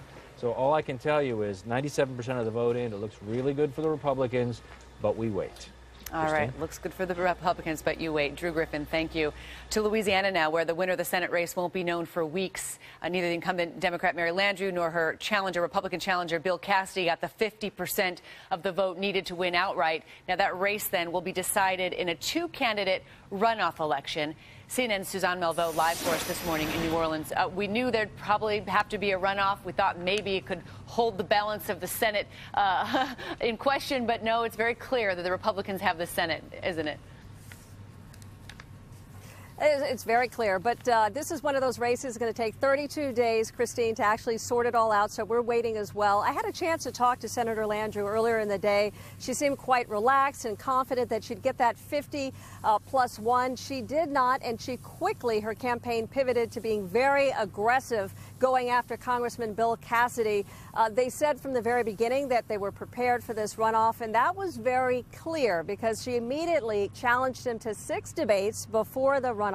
Also unleashed this new slogan, new signs, as well as a new website saying where was Bill, essentially going after his record, his Louisiana record. And then she also made a point very aggressively that this is not going to be a race that she's going to allow to make it about the president, who he was, who he is, or who he will be. Those are her words. Well, Congressman Cassidy came out equally aggressive and started doing exactly what he's been doing for weeks, and that is comparing her to President Obama. That seems to be a winning formula. He also boasted that 60% of Louisiana voters voted for change, and so she is going to have a very big challenge ahead. And Christine, really the calculus here, the political calculus is how many of those voters that went for the Tea Party candidate, Manus, 14%, how many of those is she actually going to be able to capture? Her staffers say this is not her first rodeo. She's done this before. She's won in runoffs at least 2 other times. The third time didn't require a runoff. This is her 4th go-round, so they're going to be very aggressive in trying to make this happen. 32 days away, Christine. Her supporters say she is a survivor, but she's got a lot of work to do in the 32 days ahead, Suzanne. Thank you, Suzanne Malveaux in New Orleans. John? All right, let's talk about the now. The House of Representatives. Republicans were able to strengthen their hand. A few races do remain undecided this morning, but at the moment, Republicans will have at least 241 seats in the House. That is when the new Congress sits in January. That's a minimum of 7 more than the 234 that they hold at the moment. Democrats will have at least 174. This will undoubtedly strengthen the hand of John Boehner as he deals with the president, perhaps as he deals with his own party. The question does remain, what will it do to the issue of gridlock in Washington? I want to talk more about that. Let's bring in our team of analysts. Here with us is John Avlon, editor-in-chief of the Daily Beast, Republican political strategist Margaret Hoover, Errol Lewis, political anchor at New York One News, and Sally Cohn, progressive columnist for the Daily Beast. Sally, I want to start with you because I know this hasn't been the easiest of nights for you. CNN is reporting that President Obama, President Obama coming out to talk this morning after this election defeat for his party. He needs to say what? I think he needs to say it's not a shellacking, it's a speed bump. That, look, we knew this was going to happen. It was a tough map for Democrats. But when you look at who voted, when you look at how elections are going to go down the road in the future, there's still opportunities for Democrats, and there's more peril for Republicans coming out of this election. They now have the challenge. They have to lead, and they have to do better with women, with young voters, and with voters of color. And if they don't, like I said, it's a speed bump. Errol, let's keep on that theme here. Based on what happened overnight as we head into today, Republicans have changed what? I think Republicans have changed sort of the terrain of power in Washington. I expect the president, frankly, to say there's frustration out there. I share the frustration. I understand that people are upset. And then I do expect him somewhere along the line to point out that we've got record highs in the stock market, unemployment under 6%. Gas under $3 a gallon, and that we're going in the right direction, but we have to get there faster. I think he has every right to sort of claim some credit for even an anemic recovery, since it wasn't clear there was going to be a recovery. Now, what has changed as far as the Republicans? Will they choose to sort of interpret it the same way? Let's push him, let's make the good things better, let's make the bad things go away, or is there going to be sort of a power struggle for 2016 and beyond? John? Yeah, look, I mean, the president should not, due respect to Sally, simply address Democrats tomorrow. He's got to say, look, we've got 2 more years in this term. I'm frustrated at the gridlock in Washington. I take the Republicans at their word. We're going to find ways to work together. We won't always agree, but I think together we can make this country even better. If he takes that tone and means it, and there's follow through by both sides, then we could see some things get done. That's and so I'm gonna be hopeful and hold to their word on this stuff. Yeah, I don't know if any of you happen to remember in 2006 what President Bush said the next day when he came out and acknowledged massive defeats in the House of Representatives. He fired Donald Rumsfeld too, basically. Well, but that was going to happen right before, and he chose not to do it before the election, so it wouldn't be a political issue. But what Bush said was gracious. He acknowledged what the country had spoken, and he said he was going to try to work hard with the new Congress.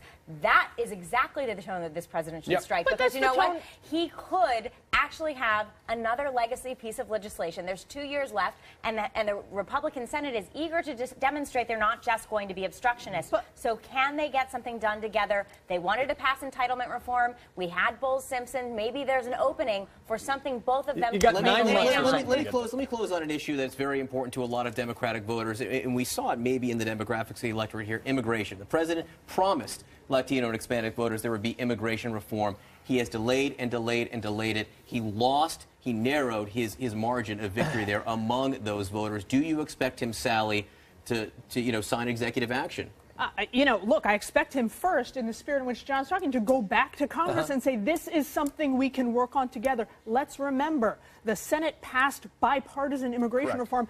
John Boehner wouldn't even bring it up for a vote in the House, even though there were the votes to pass it. There were the votes to pass it. And on issue after issue, that has been the tone the president has taken. He has put conciliatory, often conservative ideas on the table. It's time, I think he'll continue that, and it's time for Republicans to show they can grow up and lead. We will hear from the president today. We will hear from Republican leaders, no doubt, today. And, of course, CNN will be covering all of that. Christine? Thanks, John. You know, the GOP also sweeping most of the competitive contests for governor across the country. Now, we're still holding off projecting winners in a few races, but as of now, Republican candidates taking over the governor's office in 4 states, while the Democrats' only pickup this morning is in Pennsylvania. In Illinois, a shocking upset in what has been a reliable blue state, Illinois. Republican Bruce Rauner, defeating incumbent Governor Pat Quinn. A big upset there. Another stunning upset in heavily Democratic Maryland. Republican businessman Larry Hogan winning the governor's race. He defeated Democrat Anthony Brown, the state's lieutenant governor. And another deep blue blow for Democrats in Massachusetts. Republican Charlie Baker winning the governor's race over Democrat Martha Coakley. It comes after 8 years of Democratic rule in Massachusetts under Governor Deval Patrick. There's a new Republican governor in Arkansas, former Homeland Security official Asa Hutchinson. He defeated Democrat Mike Ross, giving the GOP control of the state's top office after 8 years in the hands of Democrats. And also the GOP taking some other tight races where Democrats were given, decent odds to win. Florida voters re-electing Republican Rick Scott to a second term as governor, delivering a stinging setback to Democrat Charlie Crist. Scott bumped nearly $13 million of his own money into his campaign in its final days. He becomes just the second GOP governor in Florida history to win re-election. In Wisconsin, Republican Scott Walker easily won re-election to a second term by double digits over Democrat Martha Burke. That victory keeps Walker in the mix for a possible presidential run in 2016. Walker angered many voters, had to win a recall election, remember, in 2012 after he ended collective bargaining rights for the state's public employees.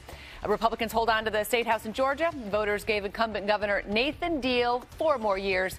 He defeated the Democratic challenger Jason Carter, who is the grandson of former President Jimmy Carter. In Arizona, Republicans maintain control. Doug Ducey defeating Democrat Fred Duvall in the governor's race. He's going to replace Jan Brewer. She decided to retire rather than challenge the state's term limit law.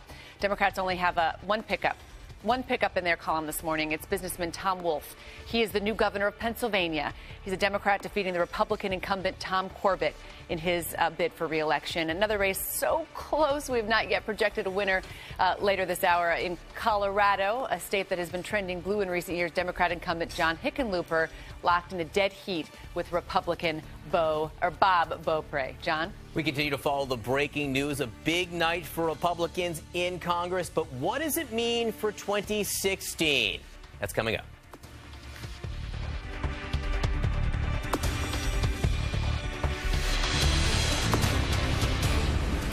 We're sleeping. Republicans swept to power in the Senate, made big gains in the House. The big question is, was President Obama the toxic factor that helped take down the Democrats? Tom Foreman breaking it all down to the Magic Wall live from Washington. Tom. Hey, John, take a look at this, because if you take nothing else away from this election, take this away. This was the map in 2008 when Barack Obama was at the height of his popularity, swept to power. Look at all the blue intermingled with red out here. Big happy nation, everyone working together. By 2010, watch the blue start fading. By 2012, even more. And here we are now. Look at that difference again. 2008, now. That is the gigantic change out there. Is so many places that did buy into the idea of this democratic revolution under Barack Obama changing everything, all of a sudden seem to have really given up on it. And you ask the question, is it about Barack Obama? Well, let's take a look at what we saw in our exit polls out there. Yeah, here's the thing. Nationwide, of all the people who voted, 55% of those people disapproved of Barack Obama. And so they went the Republican direction. And that happened with specific states as well. If you go past Congress was at 78%. But if you look at what happened with President Obama, North Carolina, 56% disapprove. New Hampshire, 56% disapprove. Iowa, where Barack Obama began his great trip to the presidency with all that enthusiasm, voted for him twice, 2 elections. 60% now disapprove of him there. And if you go on to Colorado, same thing. 2 times they voted for Barack Obama, 56% disapprove. There's no question that for many voters out there, this was a vote against Barack Obama and against the whole idea of this big Democratic juggernaut making things better. What we heard so many times was voters saying, John, you know, we've tried. We've wanted to believe. Now we want to try something else. Protest vote, you can call it that if you wish, but nonetheless, there's undeniably a link between this changing of the landscape and what people feel about this president. And it explains why he was not out campaigning in many of these states. Tom Foreman in Washington, thanks so much. Christine? Also on the ballot, some really interesting initiatives. It was a huge win overall for Republicans, but progressive issues also winning big. Among them, an increase in the minimum wage, more liberal marijuana laws, gaining wide voter approval. Let me start with those minimum wage. This was in Illinois. This was an advisory referendum, but 67% of Illinois voters voted to raise the minimum wage. In Arkansas, that number was 65%. Look, these are solidly red states here where you had a majority of folks were approving of the minimum wage increase across the board here. I want to talk about marijuana issues here. In Washington, this is a legalization on the ballot there. 70% in Washington, D.C. In Florida, though, narrowly rejecting, 42% said no. Oregon and Alaska still waiting for those numbers to come in, but looking good there for those. On gun rights in Washington state, there was a really interesting gun measure, 2 of them on the ballot. This initiative would have tightened rights for gun owners, and that was rejected 55%. Due process required for gun removal and no background checks. That was an interesting one here, but on the flip side, another measure, background checks at gun shows and online, 60% voted for those background checks. So that suggests some tighter restrictions for gun owners in Washington state. I want to return to our senior political analysts for some commentary on this, their thoughts on these ballot measures. Pretty interesting to me that this was all called a repudiation of President Barack Obama. Yet, some of these issues that are progressive and Democratic-backed initiatives made it. John? Yeah, well, you're seeing absolutely some of the underlying social trends are moving in Democratic direction. There's no question about it, from guns to minimum wage to marijuana laws. And in some ways, Republican representatives are a check on those changes. That's always been a tension that's been historically true. One fun point, by the way, about the marijuana laws in Washington, D.C., if members of Congress or D.C. residents, they can now buy and smoke pot. So maybe they'll mellow out and hug it out. That's how they're going to get together, people. Legally. Sally? I mean, look, you know, as I pointed out before, in a lot of these races, Republicans ran in opposition to where they previously had been on these social issues. So in Colorado, Cory Gardner was a strong supporter of the so-called fetal personhood anti-pregnant women measure, and then turned around. He changed his opinion on that, and he ran away from that position.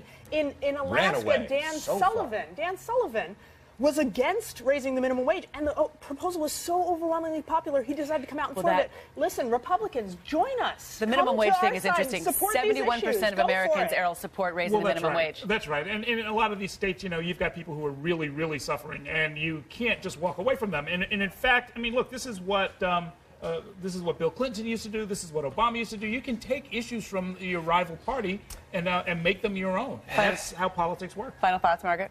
Look, you're exactly right about minimum wage, and Republicans are just going to have policies that can counter Democratic points that are doing very well. And if we don't, you end up endorsing minimum wage. Well, Mitch McConnell campaigned against that. He is dead set against raising the minimum wage. That ain't never going to happen. But the states are going to do it. In the absence of federal action in Washington, the states are going to do it.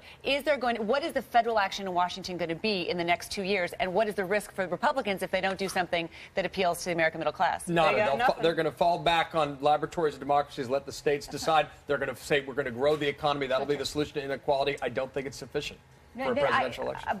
But to suggest that the Republican Congress is not going to get anything done, I think they understand that the table is being set for 2016. They know that they have to show that they are not going to be an obstructionist party for the last 2 years of the president's term. All right, we got to leave it there. Thanks, you guys. Fascinating analysis this morning. John? Great to have them with us all morning. We are continuing to follow the breaking news. A big night for Republicans, a big, important day for President Obama. How will he respond?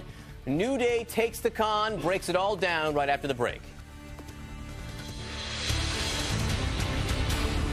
Michael Smerconish, and this is CNN.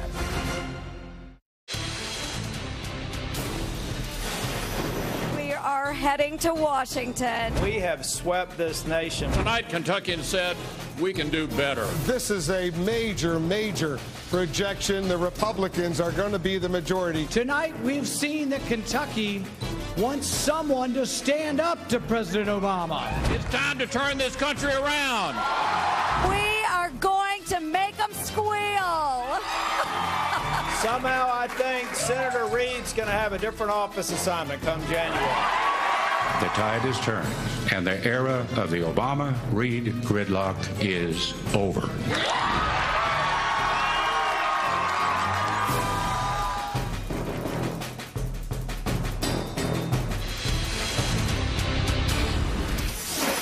Well, you couldn't ask for more to happen on an election night that we saw. That is for sure. Good morning to you. Welcome to a special edition of New Day. It is Wednesday, November 5th, 5 o'clock in the East. I'm Chris Cuomo. And I'm Allison Camerata with Michaela Ferreira and John Berman. Great to be with all of you. The American people have spoken, and there's been a seismic shift in the balance of power in Washington. Before tonight, Democrats enjoyed a 55-45 Senate advantage. Fast forward to this morning, and it's a Democratic debacle. Republicans picking up at least 7 seats to seize control of the Senate. And it's not just Washington. The voters also with a message to governors across the country. Look at what the U.S. looked like yesterday. GOP flipping at least 4 states, including blue strongholds like Maryland, Massachusetts. Democrats picked up just 1 governorship in Pennsylvania. We have reporters, as you would expect, everywhere you need to be this morning, covering the pivotal races that shape this Republican juggernaut movement, and some races not yet decided. So let's get a results look at the big Senate contests. And by the way, several races are not even decided yet, including, as predicted, Alaska. The hotly contested Senate race pitted Democratic incumbent Mark Begich against challenger Dan Sullivan. So we are watching those votes closely. We will bring them to you as they trickle in. And it's a nail-biter that is too close to call this morning. Also in Virginia, Democratic Senator Mark Warner is claiming victory, but Republican challenger Ed Gillespie has not conceded the Senate race, which could be headed for a recount.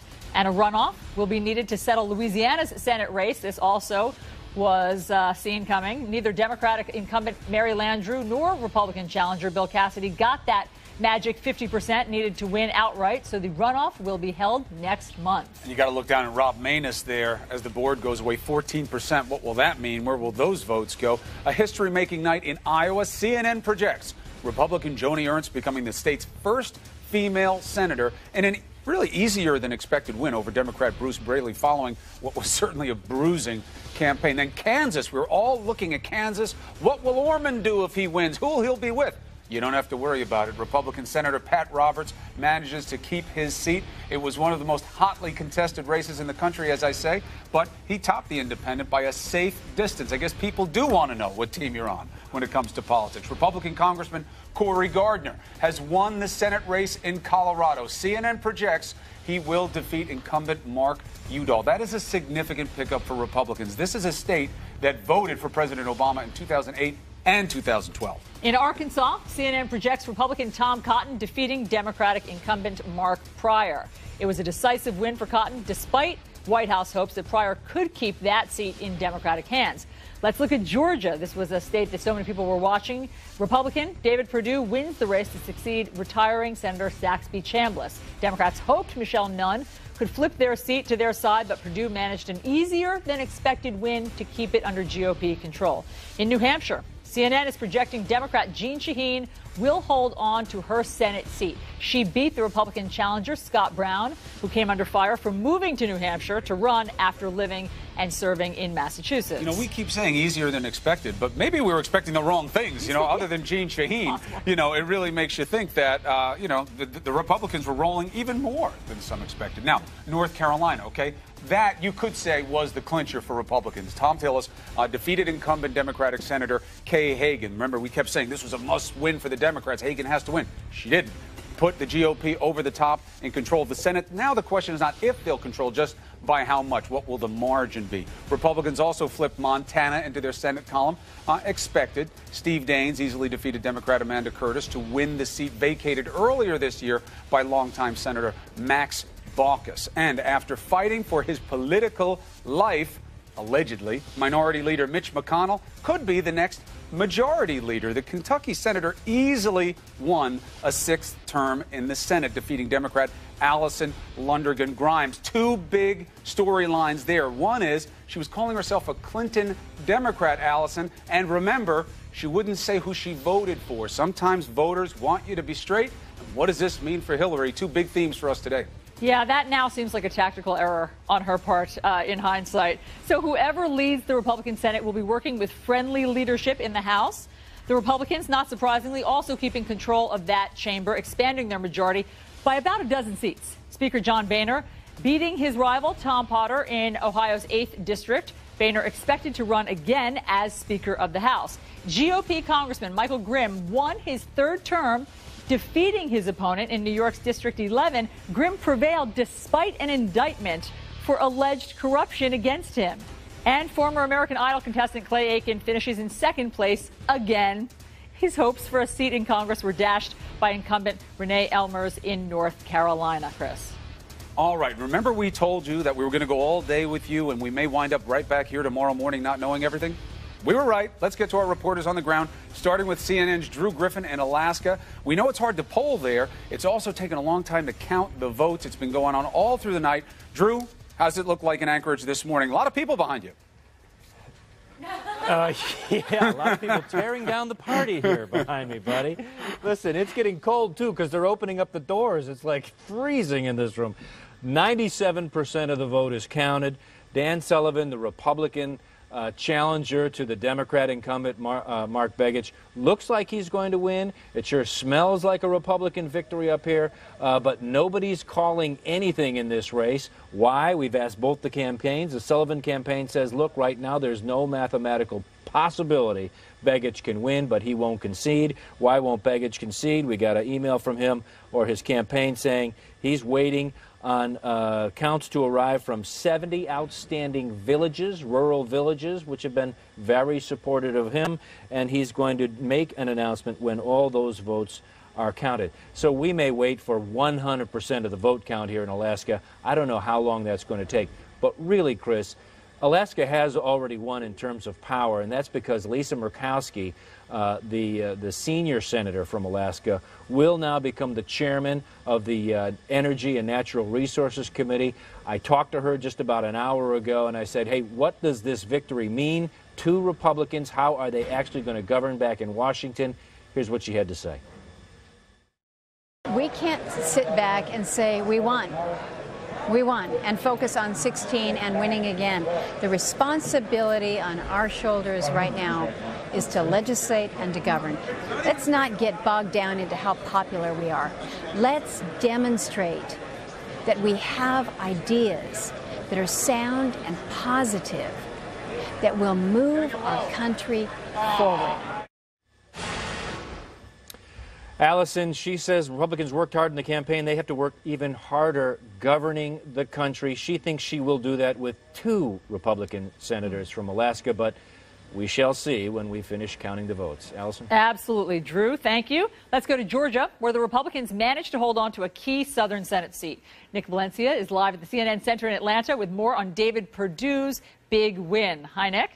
Yeah, good morning, Allison. This was supposed to be a race that was going to come down to the wire, with so many analysts saying that it was going to go into a runoff because it was simply impossible for any candidate to get the 50% plus 1 vote in order to avoid the runoff. That just didn't happen. A couple of hours after polls closed in Georgia at 7 p.m. Eastern and those ballots started to be tallied, it became increasingly evident that David Perdue, the Republican candidate in this Senate race, was going to pull away, and that's exactly what he did. After his victory, he caught up with CNN's Kira Phillips. The only reason I think we're standing here tonight is that this message resonated across the state that we've got to change the direction of our country. As a senator, I'm going to represent every single individual in this state, and to do that, I've got to reach out to people. Now, for her part in her concession speech, Michelle Nunn was a little bit more upbeat. She said that she made this a competitive race, and she proved to so many analysts out there that this red state could be a competitive state for Democratic candidates. In the end, though, she came up short. Chris? All right, thank you very much. That's certainly the storyline there, but there are many others. We have two candidates who faced off in Louisiana's Senate race. They're going to do it again next month. Now, actually, the way to say it is, yes, you had incumbent Mary Landrieu and Republican Bill Cassidy, but don't forget about Mr. Maness. He wound up looming large in this race. Let's get CNN's Suzanne Malveaux live in New Orleans. Suzanne, you know, not only is it a robust show that a third-party candidate can have an impact, but the question is now, where do those votes go on December 6th? Yeah, and that's going to be the main challenge here for Senator Landrieu. I mean, this was called a kind of a jungle primary, all the candidates thrown in here. I had a chance to talk to Senator Landrieu early in the day, and she seemed rather calm, rather relaxed, confident that she'd get that 50+1. It didn't happen, so we expect that there are going to be some wild days ahead. She immediately pivoted and really launched an aggressive campaign against Congressman Bill Cassidy. Challenged him to 6 debates before the runoff, also launched new posters, a slogan, as well as a website saying, "Where was Bill?" challenging him on his record in Louisiana, and also made it very clear that this is not going to be a race anymore against the president. She said, whatever he is, he was, and will be, this is not about him. That was her message. Well, Congressman Cassidy, who was equally aggressive last night when he got up on the stage, doing exactly what she did not want him to do, which is to compare her to President Obama, saying that she votes with him 97% of the time. And also, Chris, to say that, look, 60% of Louisiana voters said they wanted some sort of change. And the big question, the question that you mentioned, is Maness, this Tea Party candidate. Where are this 14%? The voters, the supporters, where are they going to go? Is it Cassidy or Landrieu? It's a very clear choice. This is going to be a really tough race, Chris. 14% is just a lot, and it makes you think about how the electoral down there was thinking, we want something different, even if it's the unknown. Suzanne, thank you very much. We'll be back to you, Suzanne, in a little bit. So the country is now going to be at somewhat of a crossroads here. You had a pretty definitive result, but let's take a look at the electoral map, turning a brighter shade of red, to say it lightly. So let's bring in the panel and figure out what this means. It's easy to deal with who wins and loses. What happens next is often tough. That's why we got all these smart people here. We got political analyst John Avlon, CNN political commentator Margaret Hoover, CNN political commentator Carl Bernstein, and CNN political commentator Mark Lamont Hill. Imagine if I said, like, ABC political commentator or CBS political commentator. Of course they're all CNN political commentators. Let me ask you, when you look at it, Carl, let me start with you. We've seen a lot of different cycles. Seats change hands. We've seen it. We've seen more happen in the past. 2010, we saw it. What do you think stands out to you here? What's the message? It's a totally dispiriting election, and I would have said that if the Democrats had won by an equal margin. These candidates ran against things rather than on a positive message to embrace a real program. They tailored their candidacies to look at particularly popular views with independents rather than being real leaders themselves. I think Hillary Clinton comes out of this really enhanced. Enhanced, I do think she does. You haven't seen the hashtag Hillary's Losers? Yeah, I don't think so at all. Well, I think she's enhanced because she looks like a leader, and she's been consistent in embracing her party's message, a positive message about what she stands for. I think if you look at what the Democratic candidates did, for the most part, running from President Obama, I think in the long run it probably was a mistake. At the same time, you got to look that President Obama has not used his victory in the last election to look like a real leader and to go to the country and say, look, I won, here's what we're going to try to do, join me in this, and if we fall on our faces, we'll fall on our faces.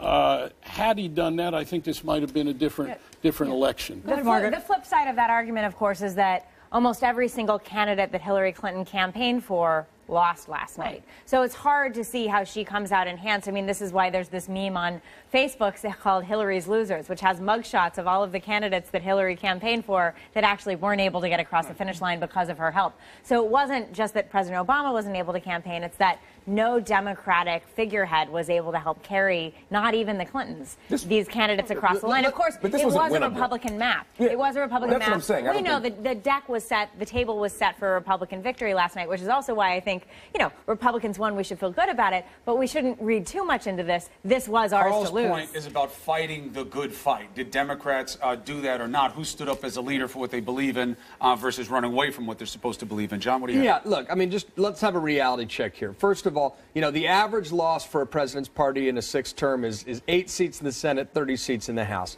Let's not pivot to 16 just yet. Even 2 weeks ago, Republicans thought they were going to lose some of the seats they won. Things broke hard their way in the last hour. It's a turnout thing. But I think one of the big takeaways that both parties are going to have to deal with, and this is something that Reince Priebus has said in the past, is the GOP is becoming a party that can't lose midterms and can't win presidentials.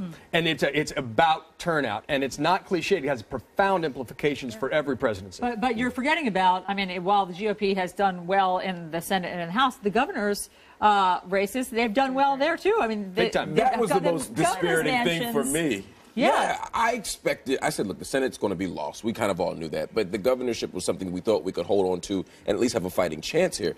We lost there, too, with the exception of Pennsylvania, which was a big one. But that was a 20-point lead. I mean, there was no way. The question is why? Why do you think you lost? What do you think it means? I think there was a lack of a clear narrative. I think there was a failure to stand next to our victories. I think there was a failure to stand next to President Obama. The Republican Party That's almost, what I think. I they think you shook just said us it from with the last one. Yeah. New York Post, known for its subtlety.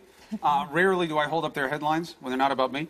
This one, President Obama in the barrel. The emperor has no clothes, right? That's the reference. Happens to be the wrong metaphor. However, it does happen to be the right image that when the states take power back, right, they're taking big issues under their own control. And people were saying we want to see the states do more because we don't trust the Fed. There had to be some price to pay for how much people don't like Congress. I think you're seeing it in the governor's races. Let the states do minimum wage. Let them do policy issues we care about. Let them figure out Obamacare. And one of the big things that happened last night, though, by the way, is Republican governors of blue states, Massachusetts, Illinois, about as Democrat as you can get, elected centrist Republican governors to be a check on their legislatures. That speaks to a desire for both, I think, a reasonable check and balance and an openness to new ideas. But at one point, you're absolutely right on. Look, one of the things the exit poll shows us is that, first of all, anger at Congress even outstripped anger at President Obama. And the number one issue is the economy, which has been improving. There are things to run on there for Democrats, but they didn't. They decided to run away from the president. And as a result, there was no cohesive narrative by either party this election. But these are all votes against. Yes, What we that's know exactly from right. this election is that people voted against Washington, against incumbents, against the president. Well, against Democrats. Republicans did pretty good last night. Democrats ran against themselves. People voted against, particularly against politics as we have it as usual. In terms of reading this as a partisan message, I'd be very careful. Really? Yes, and I'd be very careful if the Democrats had won it, too. How could it not be a partisan message when Republicans completely destroyed Democrats, even in states that Obama kind of took back in 2008, even in places. His home state. Yeah, I mean, that's usually a partisan message. I think people want to see things get done. And I think that come the next election, when people have candidates that are going to see how these new Congress people do, including the senators, and they're going to vote. People want something done in Washington. This is a vote against gridlock, among other things. You know what, and to the extent, you're absolutely right. In each of these states, we didn't actually see a unifying national message that everybody was running against. But in a coordinated way. However, there was this sense that people were running against incompetence. People want the government to work, and there is this So you sense like Ernst? that but there is this sense though that under President Obama's leadership, there has been this unraveling of clear leadership abroad and at home, and so there was this sense that we want competent leaders back in Washington. Castrate Congress. That's the message. Carl, have you ever seen somebody deliver a line like that? I grew up castrating hogs with a smile on their face. The way we saw Jody Ernst do it. I think showmanship plays a real role in these elections. That was strong. And show women candidates did pretty well, particularly with a negative message. Panel, stick around. Great to have you here. All right, we're going to be getting after it all morning because first of all, we still have undecided situations to parse through. They're still counting votes in Alaska. So we're going to give you the most comprehensive election coverage we can, at least on television. Ahead, we're going to have a recap of all the key governor races, including Rick Scott and Charlie Crist. $13 million of his own money the governor spent. And guess what? Made a difference in Florida. And voters in 3 states and Washington, D.C. deciding on measures to legalize marijuana. We'll tell you where it will soon be legal to light up. And take a look at this. It's the Empire State Building lit up in red, marking the moment the U.S. Senate turned Republican. congressman to find a new way to get along. Call my friends at InventHelp. Call for free information. Welcome back to CNN's breaking news coverage of the 2014 midterm elections. There has been a monumental shift in the balance of power in Washington. Let's take a look at this. Republicans picking up at least 7 seats to seize control of the Senate from Democrats. Voters delivering a stinging rebuke of the Obama presidency, Chris. All right, so there were also ballot initiatives going on this year. Marijuana was getting a lot of play. Voters in Washington, D.C., that's where Congress is, major implications, and Oregon both approved recreational pot use by adults, according at least to preliminary numbers. Early numbers also indicate Alaska's plan to tax, regulate, and legalize recreational pot use is likely to pass as well. Florida's medical marijuana initiative received more than 50% of the vote, but did not get 60% of the vote, and they needed that to pass there, so that doesn't go anywhere. Raising the minimum wage was also a big deal on referenda ballots. We've just learned that it passed in Alaska. Earlier, we learned it was approved in Arkansas, Nebraska, and South Dakota. So we see policy initiatives being taken on, Allison, on the state level may be part of this message that we were talking about. People want to see action, even if they have to do it themselves. All right, Chris, so back to the national picture. Few would argue that Washington has been broken and muddled down by gridlock in the past few years. So what will become of the Capitol now that the GOP controls both houses of Congress? Let's get back to our panel. CNN political analyst John Avlon, CNN political commentator Margaret Hoover, CNN political commentator Carl Bernstein, and CNN political commentator Mark Lamont Hill. Great to have all of you with us. Okay, Mark, let me start with you. So now that the GOP has Congress, what legislation will we see happen in the Everything. We will see immigration. We will see health care reform. We will see. It's not make. No. It's going to be. I wish, right? No, I think it's going to be a very interesting thing. They have to do something now. I mean, to the point that was made earlier, the Republican Party has to say, look, we made things happen. We got things through over these next 2 years. So they're going to have to make some reasonable concessions. They're going to have to work across the aisle, as are Democrats. They're going to have to get something done. One thing that seems doable, and I've been saying this for years, but I think it's finally actually doable, is immigration. I think immigration might be something that we can actually make some. They're going to have to. John Avlon Scott. I don't think it's wishful thinking, but it has to happen. I am all for the triumph of hope over experience. and Mitch McConnell did campaign on ending gridlock in Washington, so let's take him at his word today. But immigration, so many of the new GOP candidates campaigned against it. I think the president can say, look, we had a bipartisan margin before in the Senate. Do it again. Work with me in the House. And Banner knows it's right. If not, after 100 days, I'm going to do executive action. I think more realistic are things like tax reform, corporate tax reform, trade promotion authority, things that are comparatively less sexy, but there is some common ground between Republicans and the president. I think what's going to happen is Boehner's going to have to look at his caucus. He's going to have to look at his numbers and see, do I have enough moderates who are newly elected that can push off some of the Tea Party folks who don't want immigration to happen? I think it is much safer. Boehner came out with a 5-point plan of the pieces of legislation that he's willing to look at. It roughly coincides with the priorities of the new Republican Senate. On the top of that is spending reform, and President-elect Obama said to the Washington Post editorial board he would like to see spending reform done, entitlement reform done. And by the way, remember Bull Simpson? Here is something that actually everybody can come together on, because there are a variety of degrees of places where you can split the difference in terms of how to fix Social Security and how to end long-term entitlement reform, generational theft. This actually could get done in the next 2 years. Kumbaya, Carl. I wouldn't go kumbaya, but I certainly would go that Obama is someone who would like to make some deals that would reflect real progress toward the economy, particularly on taxes, and that he's going to be willing to do it. The question is whether this new Republican majority is going to be willing to deal. And if they don't, I mean, I think in a way that Obama gets a kind of new lease in terms of bargaining, even though he's horribly weakened in many ways by this election. And at the same time, he's still the president of the United States. Yeah, absolutely. And the president's got a lot of cards to play in terms of what happens with the few pieces of legislation that people of the country can see. He does. We can do something. He absolutely does. And you know, it's always a mistake to say, oh, you're a lame duck. We got 2 more years of administration. But there is realistically 9 months to get something done in Washington, because then silly season's going to sink in and people are going to act like drunk obstructionist sailors. And you just know it. You got two possibilities. Taxes, Maybe infrastructure. And a little bit of entitlement, quote, reform, perhaps. And so, Mark, but it's a long shot. So, it's Mark, still this a long means that shot. the president is going to have to compromise. I mean, he's going to have to work with the Republicans, even if he doesn't love the bills that they present, or he's going to veto them. It depends on what kind of bills they put. Any bill that gets him, it's for him to veto. Bipartisan bills are going to be getting to him, so it's a different type of bill than he may have been getting, 5 years ago. So it'll really come down to what Republicans in the Senate want to do, whether they want to continue to set him up to look like veto man for their own political posturing in 2016, or whether people are committed to getting something done. The other thing that helps, or that plays into President Obama's agenda, is legacy.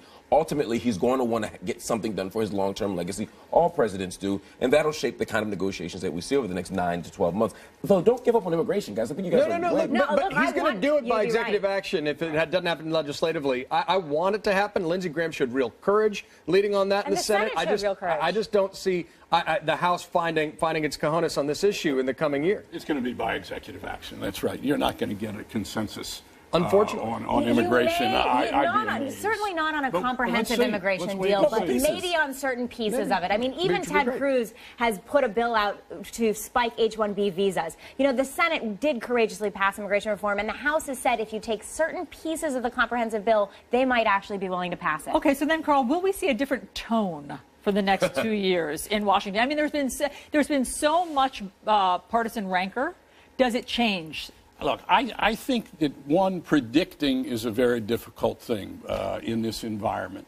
Two, that I think there's a lack of genuineness by the candidates in both parties. And I think if you're going to see the rhetoric dialed back, it's going to be for self-serving reasons, not for really substantive reasons. But that's good enough. I don't care why. But let's look at Ted Cruz. Let's look at what he's said so far out. That he's going to go through there like a freight train and not vote for Mitch McConnell, but also the agenda that he's going to push.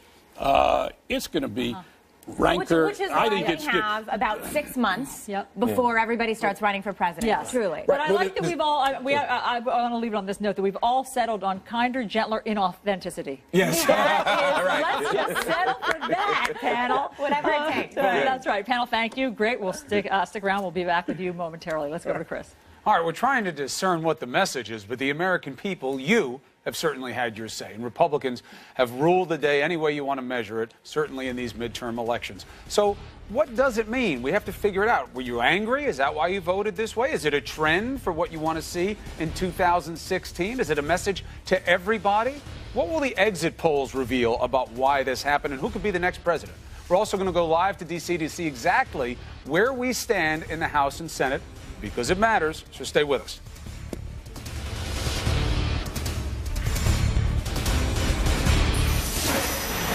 Malibu.com or call 888-917-CURE. While you were sleeping, the U.S. Senate turned a deeper shade of red. Republicans grabbing control of the chamber, picking up at least 7 seats. Races remain undecided in Alaska and Virginia, where the GOP is looking to flip more seats, along with Louisiana, where a runoff is coming next month. Chris. All right, so we have to go to D.C. We await the reality of where the chips fell in Congress. So let's get some virtual reality while we do that from Tom Foreman. Tom, break it down for us. What is right now, Tom Foreman, and more importantly, what may be? Well, Chris, what is right now is a Congress that looks nothing like the Congress that Barack Obama started with. Look at the U.S. Senate first. We fly it up high here. Back when he took over in 2008, the Republicans were on the ropes. They had 41 seats. The Democrats had 57, plus 2 independents that caucused with them. In 2010, they lost 6 seats here on the Democratic side, gained a little bit back in 2012, but then came the deluge. Look at what happened overnight. The Republicans at 52 at least as we go through the counting here. Democrats down to 43, a couple of independents, one of whom may change sides and some undecided, but nonetheless, Republicans in charge. This chamber has changed in a dramatic way. And if you go across the rotunda in the Capitol over to the U.S. House of Representatives, there the numbers are even more stark. Let's change everything over here and look at the House and take it up high. 2008, when Barack Obama took over, Republicans 178 seats, Democrats 257.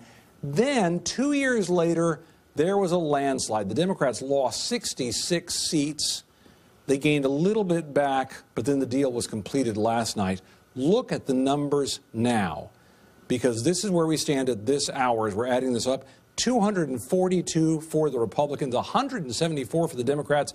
Some still undecided out there, but this is a rout. You add it all up, and President Obama in his 2 midterms will end up losing somewhere between 60 and 70 seats in Congress. Compare that to some other presidents out there. Ronald Reagan lost 31 during his midterms. George W. Bush lost just 22 during his midterms, and Bill Clinton lost just 49. All of this means that if the numbers keep running true this way, Barack Obama will have ended up losing more seats. His party will have lost more seats during his midterms than any party has with any president since Harry Truman. So this is a real setback for the Democrats right now, and the landscape, the fundamental political landscape, is changed dramatically, Chris.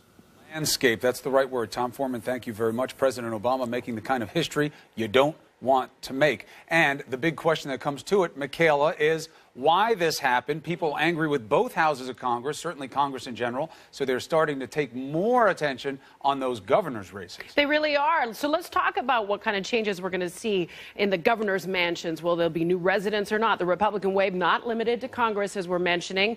Some real surprises to tell you about in races for governors. Let's start with Florida. A big, expensive campaign there, $100 million spent in TV ads. Incumbent Republican Rick Scott staving off a tough challenge by former Governor Charlie Crist, a Republican turned independent turned Democrat.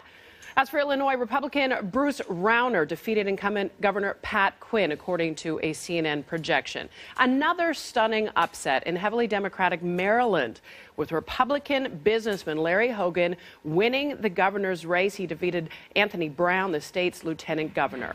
And another deep blue blow for Democrats in Massachusetts. Republican governor races, Charlie Baker winning the governor's race over Democrat Martha Coakley. This comes after 8 years of Democratic rule in that state under retiring Governor Deval Patrick. Now, we want to end on a lone bright spot for Democrats. Businessman Tom Wolf is the new governor of Pennsylvania, the Democrat defeating the Republican incumbent Tom Corbett in his bid for his reelection. One race that's undecided so far. Colorado Democratic incumbent John Hickenlooper is neck and neck with his Republican challenger Bob Beaupre. You can obviously count on CNN to keep an eye on that race and bring you the results. And it's good to remember as we're looking forward to 2016. Governors do well in the national level. Several of them have higher aspirations. So we'll keep some of those names in the back of our mind as we look forward to 2016, Allison. Okay, will do, Michaela. Thanks so much. And this morning is a day of reckoning for Democrats. Angry voters turn the political landscape in Washington red. Some very big names in the blue column have been upset or even unseated. A lot of messages from you, the voters. Low turnout, high dissatisfaction. The message from you, pretty clear to politicians. We don't like your face. So looking at 2016, who's out there that can re-energize people and get us back caring about who our leaders are? We'll talk about it. The Lead with Jake Tapper. Today starting at 4 Eastern on CNN. All right, so what's the reality? The reality is this happens. Parties swap seats in Congress. But it does not often happen like this. 2014 belongs to the GOP. That is the headline. Don't let anybody convince you of otherwise. And as part of that, some big-time Democrats were swept out of office. So who was kicked out? What does it mean going forward? Let's bring in our esteemed panel. John Avlon, Margaret Hoover, Carl Bernstein, and Mark Lamont Hill. Mark, I start with you. Big-name Democrats. Who had you crying hardest last night?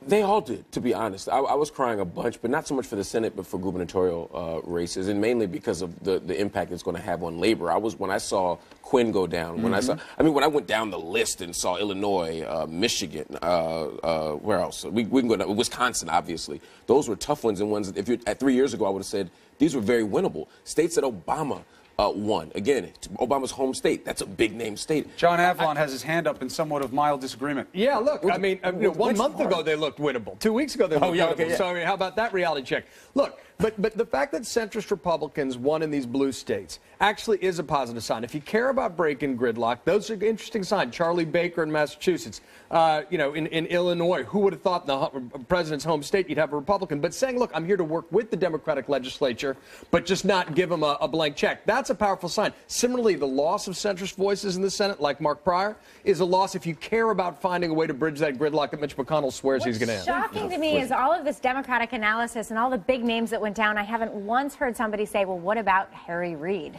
I mean, Harry Reid was the major big name loss of last night. He is no longer going to be the majority leader of the United States Senate, and an end of an era has really happened. We have traded one chinless parliamentarian for another. You think the United States has become a dysfunctional body, not quite as bad as the House. But it really is a dysfunctional body. We haven't 300 bills. We haven't, yeah, but 300 bills to do what? Right, show bills. To what? How has the country changed? How have we addressed our... Passing bills means nothing. Important point to follow up on, Carl. I want to enhance your own point.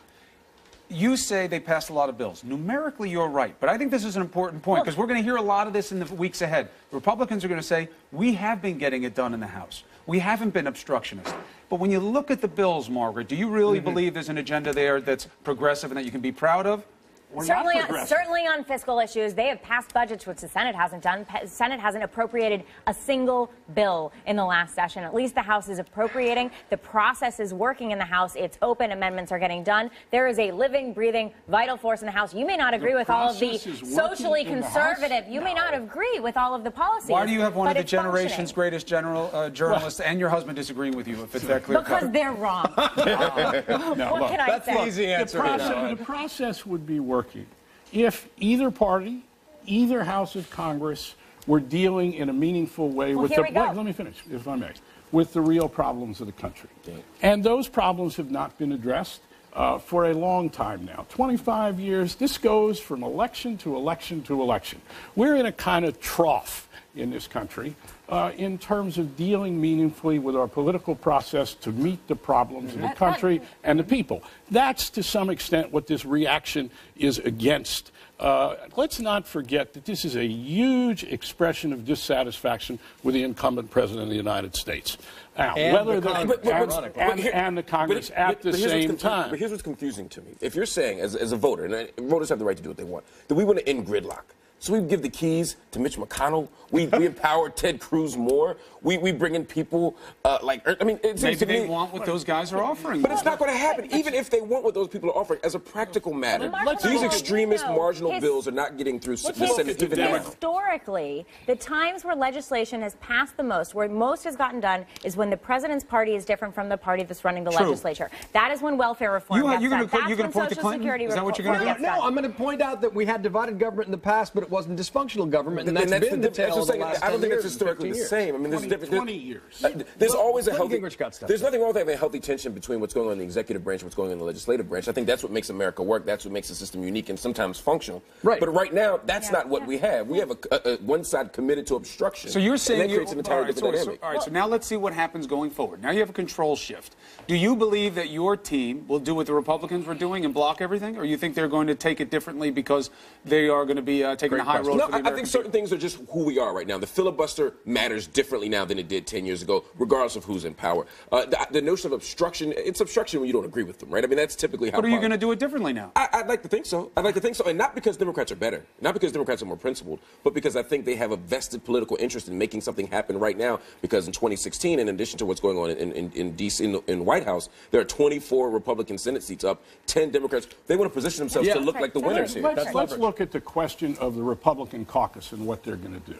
Is Rob Portman, for instance, who is a tremendously constructive senator who believes in getting things done, is he going to be a real major player who's going to be able to bring together members of his party to get things done? He can work with Obama. Sure.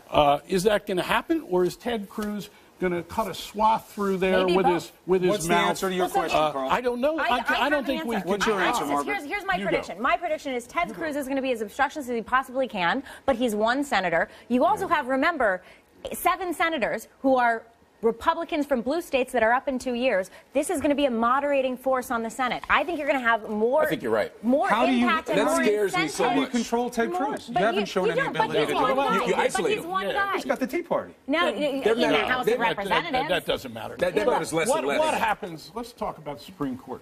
What's going to happen with a Supreme Court nomination? I don't know the answers, but what's going to happen? What's going to happen with any of the administration nominations? No, but what's going to happen? Look, what we know is that the Republicans have 2 years to set the table for 2016. They can continue to look obstructionist, or they can try to get something done. They can send bills to the president's desk, maybe one that he could even sign, so that they both look good. And that's what scares me, guys. And it's in their interest to do that, and that's why I think the forces of interest are lining up in a way that may actually advantage the American people. No, we may actually get it only advantages the American people to the extent that we can say, look, we got bills through, we got legislation done. Even if it's bad legislation, the Clinton era shows us that you start getting welfare reform through, you get 3 strikes through, you get PLRA through. No, huge success. It depends on who you ask. My point is that I hope that Obama doesn't become Clinton 2 and begin pushing forward centrist policy. You're just saying the government doesn't work. Now I don't want to say it works because we prefer bad. Never forget that Obama has some real centrist instincts. He's not. That's why I'm scared. No, but particularly on fiscal questions, Obama has some real instincts that would love to compromise. Maybe. If you could have real, quote, entitlement reform in exchange for tax reform that would raise some taxes on the rich. The Faustian bargain. We got to leave it right there for now. There's a lot of what-ifs to fill out. All we know is what's happening. We don't know what it'll mean yet, Allison, and that's part of the task, part of the mystery. Yes, and part of the fun of reporting this morning. Meanwhile, a wave of red sweeping across America, Republicans seizing their largest congressional majority since World War II. So is America a more right-leaning country than pundits claim? Or did the Obama effect prove too toxic for Democrats? We will debate that ahead. This is CNN.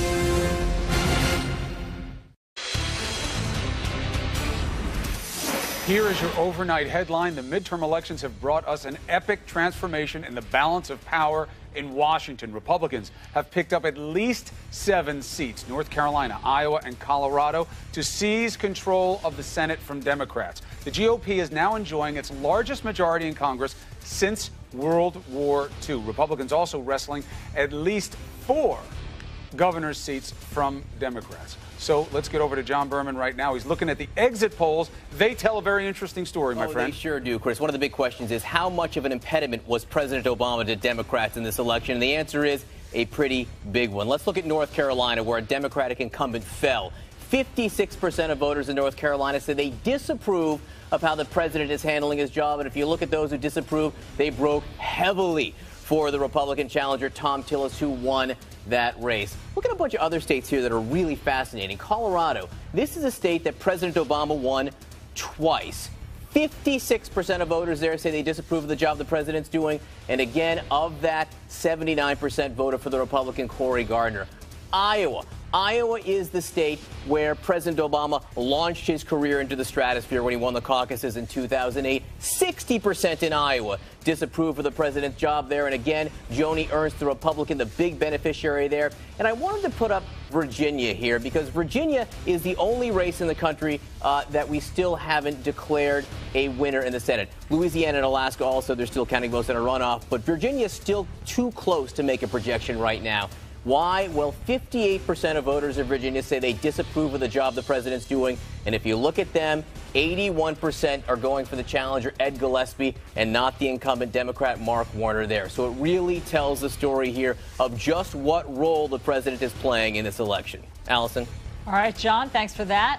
The voters have spoken, and the political landscape in Washington has turned decidedly red, with Republicans snatching control of the Senate and beefing up their majority in the House. So what does this mean for the last 2 years of the Obama presidency?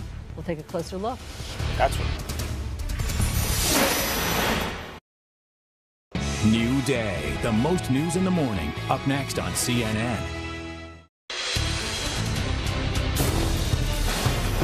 This one's going to leave a mark. A huge, huge win for the Republicans. Oh, my goodness. Thank you, Iowa.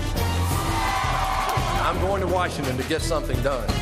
regardless of what happens here tonight, I have one thing that has come true, that Harry Reid is the minority leader. The country was counting on us to help deliver a Republican majority to the Senate, and we delivered.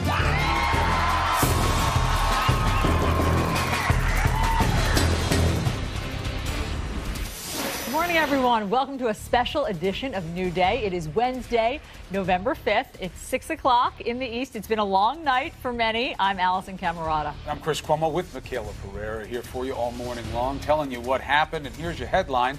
The USA votes GOP. Angry voters handing control to the Republicans, giving the party its largest congressional majority since World War II. Take a look for yourself. Democrats had enjoyed a 55-45 advantage. That's before, in caps, last night's election. Today, Republicans have picked up at least 7 seats. They clinch control, period, Allison. The question is, by what margin? Still some races in play. And, Chris, it's also the same story in the nation's governor's races. This is what the U.S. looked like Tuesday morning. Take a look at your screen and that map. Well, today, the GOP has flipped at least 4 states, including typically blue strongholds, Maryland and Massachusetts. Democrats picked up just 1 governorship in Pennsylvania. And we have reporters live on the ground covering the pivotal races that shaped this Republican juggernaut. But first, a look at where we stand on all of the big Senate contests. Voters are seeing red. It means Republican, and also means that they have a significant amount of anger. And as we said, several states still undeclared, including Alaska. That's not about a recount or any kind of runoff. That's about just counting votes. That's ongoing as we speak. When we get the results, we will give them to you. The hotly contested Senate race pitted Democrat incumbent Mark Begich against challenger Dan Sullivan. We also have another nail-biter in Virginia. Democratic Senator Mark Warner is claiming victory. However, his challenger, Republican Ed Gillespie, says, no way, not conceding the race. We want a recount. We'll find out if it actually goes that way. A lot of these runoffs are going to take time. In Louisiana, for instance, December 6th is the date of that. That was a very hotly contested Senate race between incumbent Mary Landrieu and Republican challenger Bill Cassidy. They battled to a draw, essentially. Neither got 50. You need that, obviously, for an outright win. But look at that third line. Rob Maness, 14%. Viability of a third-party candidate, and where do those votes go on December 6th? It's going to be a long way to a decision there. But history was made in Iowa. Joni Ernst becoming the state's first female senator. She tops Democrat Bruce Braley to succeed retiring Democrat Tom Harkin. And over in Kansas, CNN projects Republican Senator Pat Roberts keeps his seat. Polls showed a very close race with independent Greg Orman there, but Roberts managed a safe win. And Republican Congressman Cory Gardner has won the Senate race in Colorado. CNN projecting that he defeats incumbent Senator Mark Udall. It is a significant pickup for Republicans in a state that twice voted for President Obama. Arkansas, CNN projects Republican Tom Cotton defeated Democrat incumbent Mark Pryor. This was a decisive win for Cotton, despite White House hopes that Pryor could keep the seat in Democrat hands, another place where the polls didn't tell the story. The GOP keeps a Senate seat in Georgia thanks to a surprisingly easy victory for Republican David Perdue. He beat Democrat challenger and really Georgia political scion Michelle Nunn in that Senate race. It was thought to be a toss-up. Remember, that's why we kept telling you it's all about if you get out and vote. Polls are not enough. New Hampshire, CNN projecting there Democrat Jean Shaheen will hold on to her seat. She was supposed to be in a dead heat against Republican Scott Brown, the challenger there. He was criticized as a carpetbagger for moving to New Hampshire to run. That played some kind of role, but Jean Shaheen had a pretty strong machine there in place also. Yeah, true. North Carolina was the clincher for Republicans late last night. Tom Tillis defeated incumbent Democratic Senator Kay Hagan, officially giving the GOP control of the Senate at that point. Now, Montana has a new Republican senator as well. Steve Daines easily defeated Democrat Amanda Curtis to win the seat held by Max Baucus, who has been appointed U.S. ambassador to China. And Senator Mitch McConnell easily wins re-election in Kentucky, defeating Democrat Allison Lundgren Grimes to win a 6th term in the Senate. With Republicans taking control, McConnell is expected to become the next majority leader. Chris. Question is, how much support will he get among his own? The Republicans also retaining control of the House. No surprise there. Wasn't really a question. However, they did pick up 14 additional seats to extend their majority. We're still looking at some of the calculations. They may have only lost one seat, too, which would be notable. Speaker John Boehner beating his rival in Ohio's 8th district. Boehner is expected to run again as Speaker of the House. And history in Utah, where Republican Mia Love won the 4th district. She becomes the first African-American female Republican ever elected to Congress. So there was some notable history as well, Allison. All right, Chris, we still don't know the answer in some places. The tight race in Alaska is still up in the air at this hour. Democratic incumbent Mark Begich trying to hang on to the seat against challenger Dan Sullivan. Let's go to CNN's Drew Griffin with the latest tallies live for us from Anchorage. Drew, what have you got? Allison, we just got a word from Gail Finamaya, the Director of Elections, that she's posting the final unofficial results, and I'm looking at them right now, and it shows that Dan Sullivan, the Republican, has got 48.74% of the vote, and Mark Begich, the senator, Democratic senator, 45.13%. So it looks like, based on 100% of the precincts reporting, that Dan Sullivan is going to be the new U.S. Senator here. These are unofficial results posted by the Secretary of State's Office of Division of Elections. So that's what we have to go on. Believe it or not, nobody's still calling this race. I've just reached out to both campaigns. I haven't heard back from either one. So we continue to wait, even though it now appears that all the votes, at least all the precinct votes, have been counted. Drew, that is hot off the presses. Thanks for that breaking news. And what will make it official? What's the moment that those numbers you just read become official?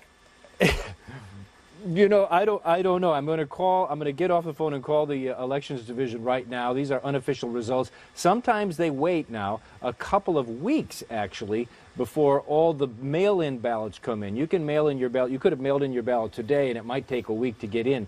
But this vote count may be beyond that of the number of ballots that are outstanding. So while these are unofficial results, this may be very close to the final results. But we're going to get into the nitty-gritty in the next few minutes and try to figure out what is left to count, if anything, and try to get back to you. And Drew, is that what polls were predicting, that the Republican would win in Alaska? Yes. All the polls. There was one very oddball poll that showed the Democrat winning by almost 10 points here. That was kind of thrown out. When you threw that out, all the polls, especially recently, were showing a 2-3% win by Dan Sullivan. Certainly we can see what happened in the rest of the nation. This is basically a Republican state, even though most of the people here are not affiliated with a party or undeclared. But also, this was a state and is a state where President Obama has a very, very low approval rating. And Dan Sullivan, the Republican, ran a similar campaign that other Republican winners have run, which is, I'm going to pin Barack Obama on my opponent, Mark Begich. I'm going to tell people that Mark Begich voted with Barack Obama, and I'm going to ride that right into Washington, D.C., and that appears to be what Dan Sullivan, the former Attorney General of the state, has done here in Alaska this morning. Okay, Drew Griffin with breaking news for us. It appears that the Republican has won Alaska. That's just after 2 a.m. Alaska time. We thought we might have to wait longer for that, Chris. Well, it's also relevant that it is 2 a.m. Obviously, it's all empty behind Tom there. They have a state official who's in charge of doing the tabulation, calling the race. The question is, are those officials up and at it right now? Probably are, so we'll get an official result soon. Now, there were two key Senate races that were thought to be headed for runoffs. One of them is in Louisiana. It pitted incumbent Democrat Mary Landrieu against Republican challenger Bill Cassidy. Now, the winner is yet to be determined. That's going to happen on December 6th. CNN's Suzanne Malveaux is live in New Orleans for us. And, you know, we're talking about the main two, and obviously, by law, they move into the runoff. But third-party candidate, 14%, loomed large here, should not be forgotten, Suzanne. Of course not, because the Tea Party candidate you're talking about, the retired Air Force Colonel Maness, I mean, he is able to really determine what is going to happen in the next 32 days, what his supporters do, where they go, if they decide to sit this one out because Cassidy is not considered conservative enough, then perhaps he doesn't get enough support. But if they decide that they would rather go with Cassidy, the Republican congressman, then Senator Landrieu is in big trouble. What did she do? I talked to her yesterday. She was confident initially in the beginning of the day, saying they thought they had that 50+1. That didn't end up happening. So she had to pivot fairly quickly to take on a very aggressive approach towards Congressman Cassidy. She challenged him to 8 debates. And she also made it clear, Chris, that this is not a race from this point forward that she wants to have comparing herself with President Obama. This race is not about who the president is, who the president was, or who the president will be, or which party controls Congress. This race is about the future of Louisiana. And Congressman Cassidy took advantage of it once again, saying that she votes 97% of the time with the president and that 60% of the voters in Louisiana voted for change. Allison? Suzanne, thanks so much for that update. We'll get back to you. And Georgia's Senate race also looked like it was going to be a toss-up, but in the end, it was not. David Perdue winning his race against Democrat Michelle Nunn rather handily. CNN's Nick Valencia is live at the CNN Center in Atlanta with more on the race to replace Saxby Chambliss. Nick. Good morning, Allison. Yeah, this is not what people expected to happen. Most pollsters didn't think that either candidate was going to get that 50%+1 vote to avoid the runoff. But just a couple of hours after the polls closed at about 7 p.m. Eastern here yesterday, it became increasingly clear that David Perdue, the Republican candidate, was pulling away. And that's exactly what happened. But despite her loss, Democratic candidate Michelle Nunn, she was upbeat in her concession speech. We have exceeded every expectation of what was possible in this race. I just want to remind you all that just about 15 months ago, all of the political pundits said that Georgia was not in play, and we put Georgia in play. Now, Republican candidate David Perdue said Georgia voters made their message very clear that they're unhappy with Barack Obama's presidency. He did a good job in his campaign of attaching Michelle Nunn to President Obama, saying that she would basically be a rubber stamp for his agenda. And that eventually hurt her in this. David Perdue, the victor in this Senate race here in Georgia. Chris, Allison? Nick Valencia, thank you. You know, we keep saying that it is pretty obvious. If you look at the polls and all the exits, the voters are unhappy. That's the nicest way to put it, right? But I think there's also another message in it, which is help us. That's being said also, that the voters are saying, help us do your job. And we got to see that even popular Democrats, like Wendy Davis, okay, who stood up and literally took on abortion rights on the mantle of her shoulders and really exalted for that, she fell in her gubernatorial bid in Texas. So this question is why? What went wrong here for the Democrats especially? And can the GOP take advantage of that and actually lead? I know it's a word, a little surprising. Let's bring in Karen Finney, the former communications director for the Democratic National Committee, CNN political commentator Margaret Hoover, CNN political commentator Carl Bernstein, and CNN political guest for it, commentator Mark Lamont Hill. Let's go with this point. We're talking about the Republicans. They deserve their due. They are in the power position, well earned. Why it happened, we're giving the Democrats so far a little bit of a pass. Yes, voters wanted change. Yes, they were pro-Republican, clearly.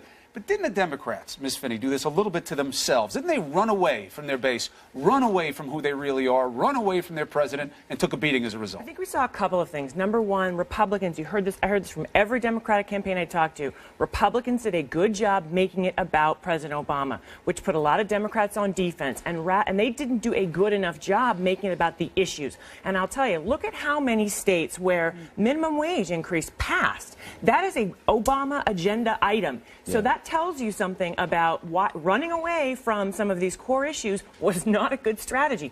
Not being willing to say whether or not you voted for the president. not such a good strategy if you're a Democrat. You also saw, though, some of the Republicans, like a Cory Gardner, totally back away from personhood, and that was part of what helped him get elected. So in terms of the issues, I agree with you that I think Democrats should not have run away from some of those core issues. And again, they were fighting Republicans who did an excellent job making it about and tying them to President Obama. But I hear Chris saying something. I hear Chris saying something a little bit different. Tell me what I'm saying. And that you're saying not only should they not run away from the issues, you're saying they should not run away from President Obama. That's exactly what I'm saying, because I believe you have to. Let's not forget that part. Look at the board. Look at the points up on the board. No, that's not the point. It almost calculably couldn't have been worse for you. You guys keep saying, "Oh, it should have been worse." What would have happened was they may have lost those races. But if Alison Lundergan Grimes says, "I voted Obama. I went hard for Obama," yeah, she might not lose by. It's called honesty. It's also about losing by 8 points instead of 17 points, which is still not the senator. But you would embarrass your base when you run away from what you are, and I think that you're going to see that. You embarrass your base when you have a 10-point swing in positions in the Senate. Whether you win by 10 or 20. How you lose matters. You cannot win by tethering yourself to a president who has approval ratings of 40 to 42%. To Karen's point, what's interesting to me, actually, is that in Colorado, you talk about Cory Gardner and how he articulated his message. The Democrats way overplayed their hand by doubling down on the war on women. And we've seen in multiple states in this election cycle, it didn't work. I mean, the Denver Post, when it came out to endorse Cory Gardner, joked about this euphemism that Mark Udall had been called Mark Uterus because he so talked about women's issues to the demise of the issues that actually mattered to Coloradans. But they care about wages. They care about a stagnant economy. They wanted to see other issues talked about, and it backfired for Democrats. Carl? Look, there was no leadership by the candidates. Tell me which of these candidates on either side is a real leader and campaigned as a real leader, particularly the senatorial. I think Dan Sullivan is. He was very clear. Wait, hold on. Let's go on. Look, why is it that so many? Look, what did Obama promise to do? That he was going to end gridlock. What did not he do? He did not end gridlock. I think that's a bottom line of this election, and that's a lot of what the electorate is telling us. We want the end of gridlock. We want leadership, and at the same time, the reality of this country is we are an ideologically divided country. And until we get some leaders who are going to find a way to lead that says we have got to involve ourselves in problem solving, we can have great philosophical and even ideological beliefs. Isn't that the story of the gubernatorial wins, though? That you have Republicans winning in blue states. That shows they're not ideological, but they're actually, maybe there's this new breed of moderate Republican that's reemerging, that's socially liberal and fiscally conservative. That's what the country. Charlie Baker. Well, you have John Kasich won in Ohio in part because he supported the president's Medicaid expansion. So again, it's really about the issues, and I agree with what Chris was saying. People are saying, what are you going to do for me? Because I have to tell you, I spent a lot of time in focus groups this last season, and people are so angry. They're so angry at both sides. They just want something to get done. There were, some voters said, I don't even watch it anymore. I have to just keep my life going. There's a disconnect not only with the politicians. There's a disconnect between voters and the media. When you go around and you work an actual election, which, so many of us are blessed to do, they say, I don't care what you talk about with who's going to win and this, and this guy's mad at this one, and this is the caucus. I'm dying here. I don't know what my country's about. I don't know what I'm about. You guys haven't even, we're in a war all of a sudden. You didn't even talk about that. I wonder if that'll change with this new change in control. They just want things to get done. And I think that is what you see in the governor's races, because the governors can get things done at home in their states. You can put ballot items on. They can pass. We saw progress that way. Well, beware they. I think who is they? Yes, talking about the American electorate as a single they is a very difficult thing to do. True. Because we have a 35% of the electorate seems to be independent. And then we have huge ideological division among the rest. And how do you bring leadership to bear that gets things done with that equation? Hold that thought. Hold that thought, panel. We owe you one, Margaret and Mark. We'll be back with you momentarily, but we want to tell you that Republican gains also extending to key governors' races, as we've been talking about, so we will break those down for you next. And New York Congressman Steve Israel won his re-election bid, but the Democratic debacle has most of his party in a rut. Where do Democrats and the president go from here?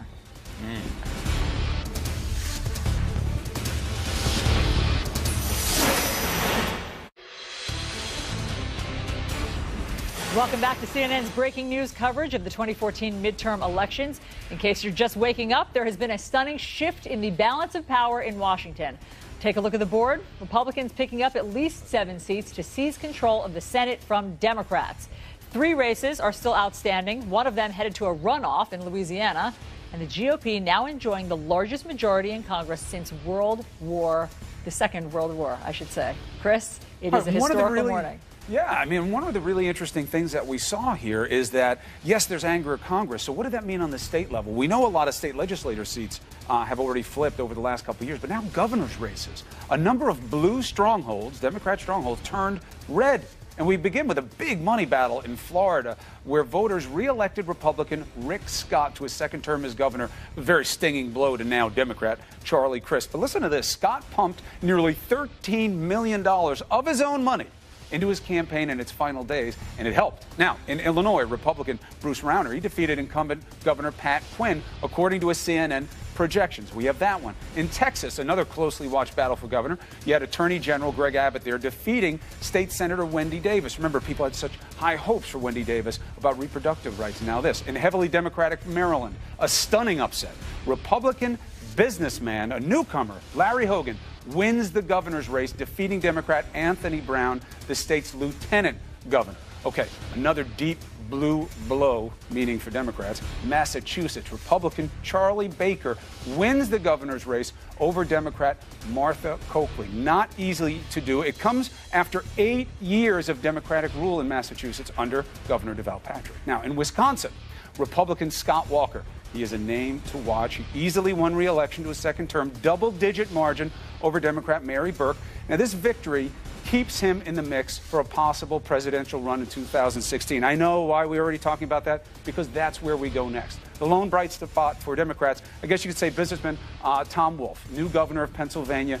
He is a Democrat. He defeats the Republican incumbent Tom Corbett. Corbett had tough times with policies in state, also still had the Sandusky investigation hanging over his head, does not get re-election, making a little negative history in that state. So let's get over to Michaela. She has a look at some of the ballot referenda that brought voters out to the polls. Another sign of voters wanting to get things done one way or the other. Yeah, and they feel like they have an impact. I find these interesting, really, really interesting, these ballot initiatives. Let's start with minimum wage. Historically, a progressive cause embraced by conservative leaning states this election cycle. Based on results that have come in so far, this is what CNN can report. We'll start with a few states looking at moving to increase minimum wages. In Arkansas, minimum wage, it will rise from the current $6.25 an hour to $8.50 by 2017. South Dakota workers, they'll also see their hourly minimum wage rise. It's going to increase to $8.50 next year from the current $7.25 an hour, which I should point out is the national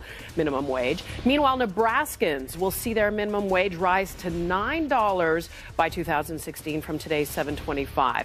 We should point out that Illinois voters also approved a rate hike, but that vote is non-binding. It's purely advisory. Now, of course, we're still watching those votes in Alaska to be tallied. We'll keep you updated on that. Let's turn to marijuana now. It was on the ballot in a total of 4 states. Oregon appeased legislation activists by approving its measure allowing for recreational use of the drug.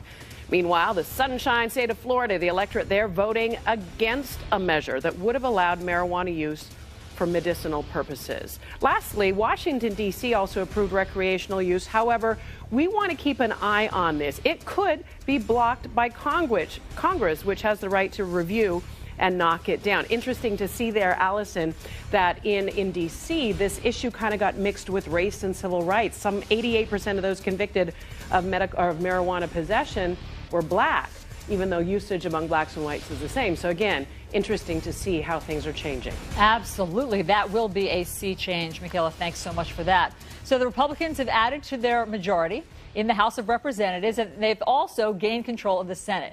What does this mean for Democrats for the final 2 years of the Obama administration and, of course, looking ahead to 2016? Joining us now is Congressman Steve Israel. He's a Democrat from New York and the chairman of the Democratic Congressional Campaign Committee, who won his own re-election bid last night. Congratulations, Congressman. Thank you. Thanks very much. All right, so, Congressman, I know that other than your personal win, it was a rough night for you and for your Democratic colleagues. How do you explain what went wrong for Democrats last night? Well, rough, I think, is putting it mildly. It was a long, sleepless, and ugly night for Democrats. You know, we wish that we had a better outcome. But, you know, I'm a fan of my beloved New York Mets, and when you root for the Mets, you have to find that one good inning in a 10-0 loss. And we had some bright spots. Number one, this was a wave election. In 2006, when it was a wave against the Republicans, they lost 30 seats. In 2010, a wave against us, we lost 63 seats. This wave election, we contained the losses to about 15 seats. We still have some races outstanding. And so the wave swept lots of senators, Democratic governors. We were able to contain that wave. And secondly, we did win in some pretty tough red areas. In Florida, it looks like we may have a win in Omaha, Nebraska. Looks like we may flip a district in California. That's the good news. The bad news is they won seats, we lost seats. We have to do better in 2016. And look, I recognize that hindsight is 20/20, but looking back, so many Democrats rejected President Obama on the campaign trail. Allison Lundgren Grimes in Kentucky famously refused to say whether or not she had voted for President Obama. In hindsight, does that seem now as though it was the wrong strategy for Democrats? Well, frankly, it didn't seem like the right strategy then. I mean, I think people just want to know where you stand on certain things. And my view is that if people are going to vote against you because you happen to have cast your vote in a polling place for President Obama, chances are they weren't with you to begin with. I think people, they want authenticity, they want transparency. Tell people what you're for, what you're against, and let them make a judgment. So, Congressman, what do you now, as a Democrat, expect to be able to accomplish in the next 2 years? Well, I hope that we will accomplish what we've wanted to accomplish in the past 6 years. I think one of the messages in this election, Allison, is that the middle class just has kind of this seething anger. They have uncertainty, instability, and they want Washington to work. They want Washington to address their problems with solutions. And I hope we can find middle ground with Republicans in sensible ways to strengthen and make the middle class more secure. That's my #1 priority. I hope it will be for this new Republican majority in the Senate and my new colleagues in the Republican caucus in the House. You know, you talk about the general public, and we're trying to keep our finger on the pulse of how the public is feeling this morning. We've been monitoring social media. Let me read to you one of the Facebook posts that sort of represents how many people are feeling this morning. And this is from Tom Yano. He says, the president had better learn a new word, quote, compromise, or we'll get nothing done in Washington for the next 2 years. What are the Democrats willing to compromise on now? Well, we've already established what we're willing to compromise on. We've talked about a compromise on comprehensive immigration reform. 68 senators, from the most conservative to the most progressive, in the Senate voted for a comprehensive immigration reform bill, sent it to the House. Not only would Republicans not compromise, they wouldn't even let us vote on that bill. So I think that's one example of something that we can get to quickly. There are other things that we can do. We can compromise on ways of making sure that middle-class families can refinance their college debt. We can compromise on things like trade and growing our economy. The people want solutions. And I'll say something else. I think Republicans misread these results at their own peril. If they believe that this was the middle class saying to the Republicans, double down, let's have more shutdowns, don't compromise, I think that puts them in a very dangerous position. The president has announced that he'll be holding a meeting this Friday, a bipartisan meeting with House and Senate leaders. What will you tell the president about moving forward? Well, first of all, I'm not sure I'll be at that meeting, and I'd like to get some sleep before the meeting if I'm invited. But look, the election's over. No more DCCC emails asking for money. No more attack ads from the super PACs. No more negativity. It's time for us to put politics behind us and find ways of producing for the American people. I'm concerned because Ted Cruz has already said, and Rand Paul has already said, that they're going to force bills to the president's desk and dare him to sign them or veto them. That's not what the middle class wants. Rather than staking out our polar opposite positions, we need to work on finding that middle ground. Friday is a good and important start to that process. Well, from your mouth to Congress's ears, Congressman Steve Israel, thanks so much. Congratulations on your win. Thank you. It is time to put politics behind them, said nobody honestly ever. You know, the politics is going to continue, obviously. The question is, how do they conduct the politics? How do they figure out how to do this? Because one thing that they're all right about, people are not happy with. And he spelled out some things that it seems as though they should be able to have some bipartisan agreement on. Immigration, college debt, tax reform. That's something that everybody says they want to work on. College debt is something that they could work on. The other two, I don't know how they see a simple path to compromise, but it would be nice to see it happen. And obviously, this message is clear because you made it clear. You gave the keys to the Republicans for the Senate for the first time in 8 years. We're going to look at the exit polls and see who came out and who didn't, and what those polls tell us about how Americans feel about the economy, which matters most, and how much that may have had an impact on their actual vote. Stay with us.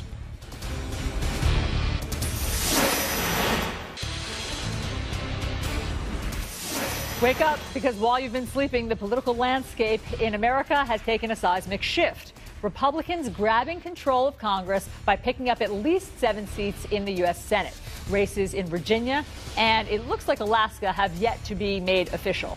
The Louisiana Senate race will remain undecided for a few weeks until a runoff there. Chris. All right, voters, you know what you said. You said, we're not happy. Okay, that's what we're going to say in these midterm elections. We're going to shift power because we don't like how things are going and we want change. And how about what that means when it comes to 2016? Exit polls suggest voters do not see a lot of reason for optimism. To spell this out for you, let's bring in Tom Foreman live from Washington. Did I get it wrong, Tom, or did I get it right? No, you nailed it, Chris. I've been looking at these numbers from voters all night long. And look at what jumps out at you here. 42% strongly disapproved of how President Obama is handling his job. 42%. Now, this won't surprise you. If you look at the graph, well, 90% of that's Republicans. Of course they disapprove of how he's handling his job out there. But look at this. Somewhat approve of his job. 24% somewhat approve. Look at that group. That's mostly Democrats. His own party is only somewhat approving right now. That's a measure of the dissatisfaction out there and the frustration. How is that going to translate into the voting that comes up along the line here? Well, if you look at nationwide how people feel about Congress, look, they really dislike Congress now. They strongly disapprove of what Congress is doing out there, and that's pretty well divided. Everybody feels the same way about that with Congress. So when it comes to voting, what that's going to mean is that for Hillary Clinton, the Democrats, they seem really agreeing on the notion that the solution to this is get behind Hillary Clinton. 66% in Iowa, where Barack Obama got his start, say we would like to see Hillary Clinton become our candidate. Nobody else really even close. Same thing if you move on with her to New Hampshire, 64% for Hillary Clinton. South Carolina, 68% for Hillary Clinton. The Republicans, very different what they want to do with their newfound power and how they want to divide it. Look at this. Republicans, they're all over the map here in our exit polls. Christie, 12%, Huckabee, 19%, Paul, 14%. That's in Iowa. If you go on to New Hampshire, again, all over the map. Again, if you go on to South Carolina, all over the map. The one thing you may have noticed in all of this, Chris, Republicans for other. That's the big number out there. So we'll see how it translates, but the Democrats have their course charted to get out of this problem. Chris? Strong, Tom. That 28% should loom large. Not to take anything from the Republicans, but people are still looking for an answer. Thank you. Absolutely. All right, so we're going to have more on exit polling later in the show. The economy, this won't surprise you, was a top issue. We'll take a closer look at what drove voters at the polls. So, with the Senate now a sea of red, President Obama has invited leaders of both parties to a post-election powwow on Friday. Who's going to be there? What's he going to say? What are they going to say to him? We'll take it on.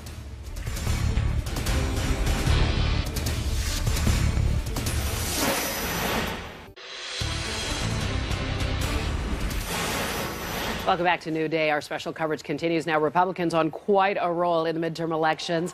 The GOP now enjoying its largest majority in Congress since World War II, picking up at least 7 seats in the Senate to take control from Democrats. The marijuana lobby also celebrating some big wins in Oregon, Alaska, and Washington, D.C., where voters approved legalizing marijuana recreationally. A medical marijuana, however, initiative in Florida was defeated. Quickly, we want to update you on some other big news from overseas. Violence flaring once again at Jerusalem's Temple Mount. Police using stun grenades on dozens of Palestinian protesters, throwing rocks and fireworks at Israeli security forces. One Palestinian demonstrator was seriously wounded. We have also learned that a van ran over and into some people at a train stop in East Jerusalem in what police are now labeling a terror attack. A police spokeswoman says the driver was shot and killed after attacking police with a metal bar. CNN has learned the Obama administration may consider expanding the military mission in Syria to targeting more than just ISIS. The al-Qaeda-affiliated al-Nusra now in the crosshairs of the administration. A senior U.S. official says there are no active plans for airstrikes against al-Nusra targets. However, nothing is off the table. Those are your headlines right now. Back to our Election Day coverage. All right, Michaela. The 2014 midterm elections, no doubt one of the roughest nights of President Obama's tenure. Just take a look at some of the Senate results. In Iowa, polls suggested it was a neck-and-neck battle between Republican Joni Ernst and Democrat Bruce Braley. But it turned out an easy win for the GOP in a bruising and expensive campaign. In Colorado, the red wave continued with Republican Cory Gardner knocking off incumbent Democrat Mark Udall. That's significant because Colorado twice voted for President Obama. Now, the White House insists these results are not a referendum on the president. But what are they? Let's bring in senior White House correspondent Jim Acosta. Jim, what does the White House say about these results? Well, it's very interesting, Allison, because last night the White House was sounding very defiant. They were saying this was not a referendum on the president, that this was really all about the map and the math. This morning, I would say it's a slightly different tune, Allison. We should point out that the president is going to hold a news conference this afternoon. The press secretary, Josh Earnest, tweeting that in the last several minutes. And I talked to a White House official in just the last several minutes who said that the president did try to reach out to the new incoming Senate Majority Leader, Mitch McConnell, to congratulate him last night. They did not connect over the phone, but the president did leave a message, according to this official. And this White House official is saying, Allison, that they get it. And when they say they mean the president as well. They understand that this was not a good night for the Democrats, that they do perhaps need to be thinking about a new path forward under a GOP Congress. And in fact, according to this official, the White House Chief of Staff, Dennis McDonough, over the last several weeks, the White House hasn't been really telling us about this, but quietly McDonough has been reaching out to a variety of interests around Washington to start charting that path forward. And so the White House was anticipating this somewhat. At the same time, though, this White House official believes, and I think they still believe deep down, that this was about the math, that they were fighting on Mitt Romney's turf, essentially, from back in 2012. And according to this White House official, the president is still determined to take executive action on immigration and that there is no sign at this point of a big shakeup. So I think a change in tone from what we were hearing last night, and we're going to hear more of that this afternoon, Allison. So if they don't think that they're going to be changing anything, then what does a new path forward mean? That is a very, very good question. You know, there is sort of a struggle inside this White House. You heard Vice President Joe Biden tell our Gloria Borger that they do want to compromise.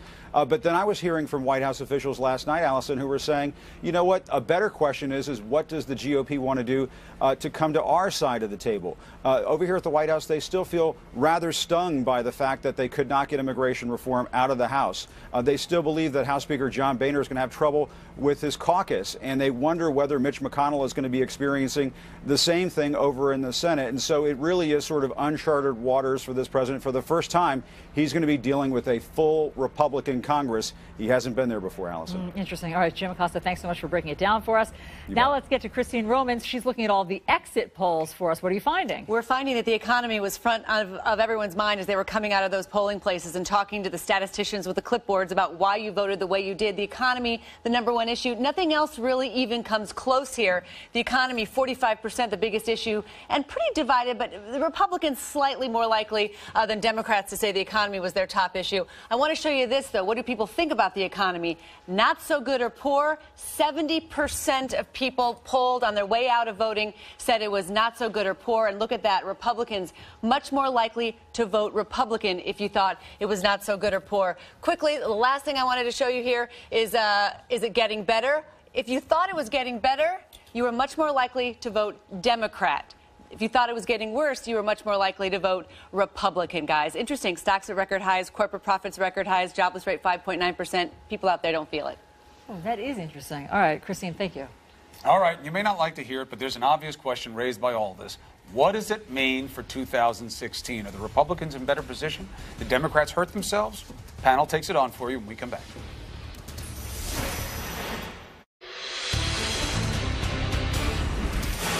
Welcome back. Republicans are celebrating this morning a new majority in the Senate and a bigger majority in the House. Gubernatorial races also going for the GOP, swiping several seats from Democratic incumbents, including the Democratic strongholds in Massachusetts and in Maryland, where there's only been one Republican governor since the 1970s.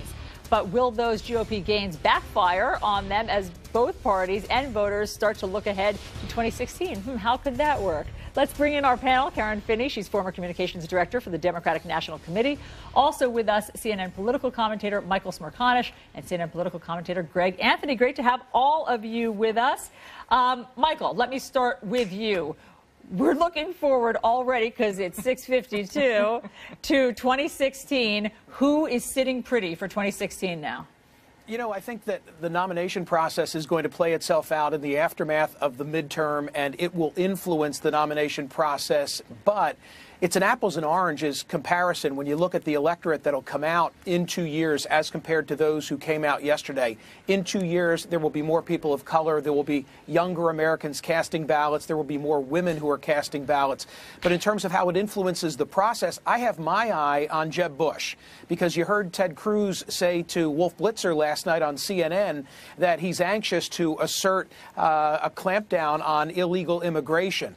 That's going to put him, I think, at odds with what Jeb Bush has in mind for the future of the Republican Party. So the agenda that they come forward with now in that Republican-controlled Senate might abut some of the other candidates, including Jeb Bush, and that's one example of the way in which it'll influence the process. Karen, he has his eye on Jeb Bush. Which Republicans do you think are now in the strongest position to move ahead to 2016? You know, John Kasich, actually, I think, is someone who could create a few meetings with some donors and sort of talk about his win last night. Certainly Scott Walker, if he would have lost last night, that would have been, I think, a symbolic victory for Democrats. So you're talking about Ohio and Wisconsin. Yes, obviously, if you're sitting pretty in those states, you are setting yourself up well for 2016. Absolutely, very important states. So I think both of them sort of have a new argument. And even Chris Christie, as head of the Republican Governors Association, they did very well last night. He also, a nice argument to make to donors about why maybe he's somebody they should be taking a look at. Greg Anthony, what do you think about the 2016 chances? You know, I think both the panelists are correct in their assumptions of those two. I think both will present a strong challenge. How about a guy from a smaller state, Brian Sandoval,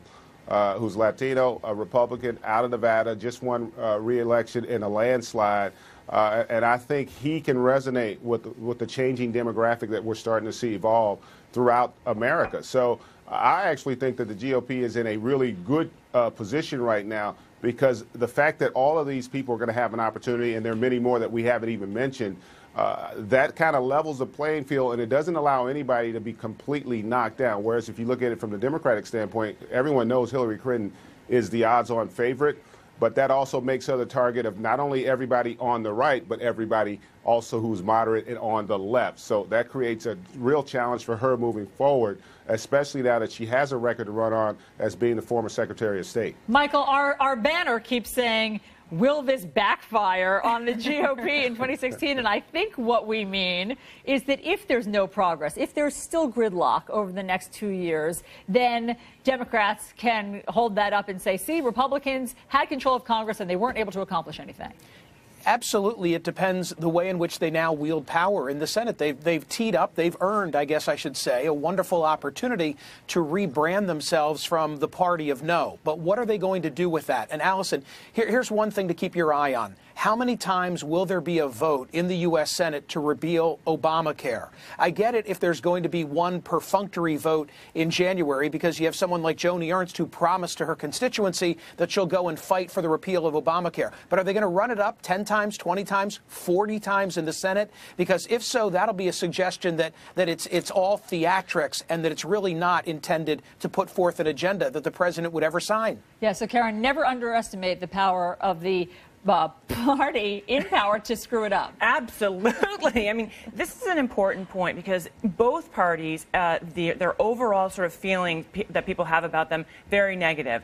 The Republicans do have an opportunity to improve their brand. One of the things I think Hillary Clinton, though, brings into this is she is a Democrat, but she's also, I think, sort of seen by Democrats as, well, maybe this could be the next hope. And that is no disrespect to President Obama, but I think for Democrats who are licking their wounds today, they might be thinking ahead to, like, okay, maybe we can win the presidential. Sounds right. Michael, Greg, Karen, thanks so much for all of your input. Great to have you guys with us this morning.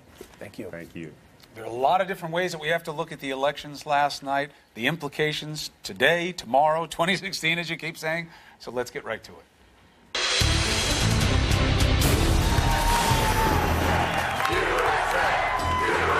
It's time to put all the division behind us and come together. The responsibility falls on Republicans for us to stand up and lead. I will work with anyone in the Senate, Democrat, Republican, Independent.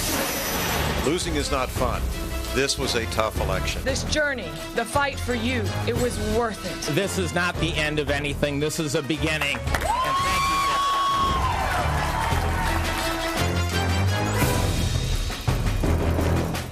Good morning as you wake up to a special edition of New Day. It is Wednesday, November 5th. 3 minutes before 7 o'clock in the East, I'm Chris Cuomo. And I'm Allison Camerata with Michaela Pereira and John Berman. Angry voters have made their point loud and clear, and the result is a stunning shift in the balance of power in Washington. Before tonight, Democrats enjoyed a 55-45 Senate advantage. Well, this morning, the party is in shambles. Republicans picking up at least 7 seats to seize control of the chamber. I don't know if that if that necessitates shambles, but it certainly has been a shift of power. It's not just Washington. Voters also delivering a clear message to governors across the country. Here's what America looked like yesterday, and here is what it looks like today. The GOP flipping at least 4 seats, including traditionally blue strongholds, Maryland and Massachusetts. Democrats picked up just 1 governorship. That was in Pennsylvania. Now, we also had Republicans picking up seats in the House as well. Now, we are everywhere here at CNN that you need to be, all of the states that shaped up this Republican onslaught. First, let's take a look at the results from all the big Senate contests. Those were the headlines that we kept touting. Let's pay them off now. Well, there are several races that are not even decided yet, including Alaska. It hasn't officially been announced, but we're told with the votes counted so far, Republican challenger Dan Sullivan holds a lead over incumbent Mark Begich. Still uncounted votes could change the results, but right now it is clear by it's not clear by just how much.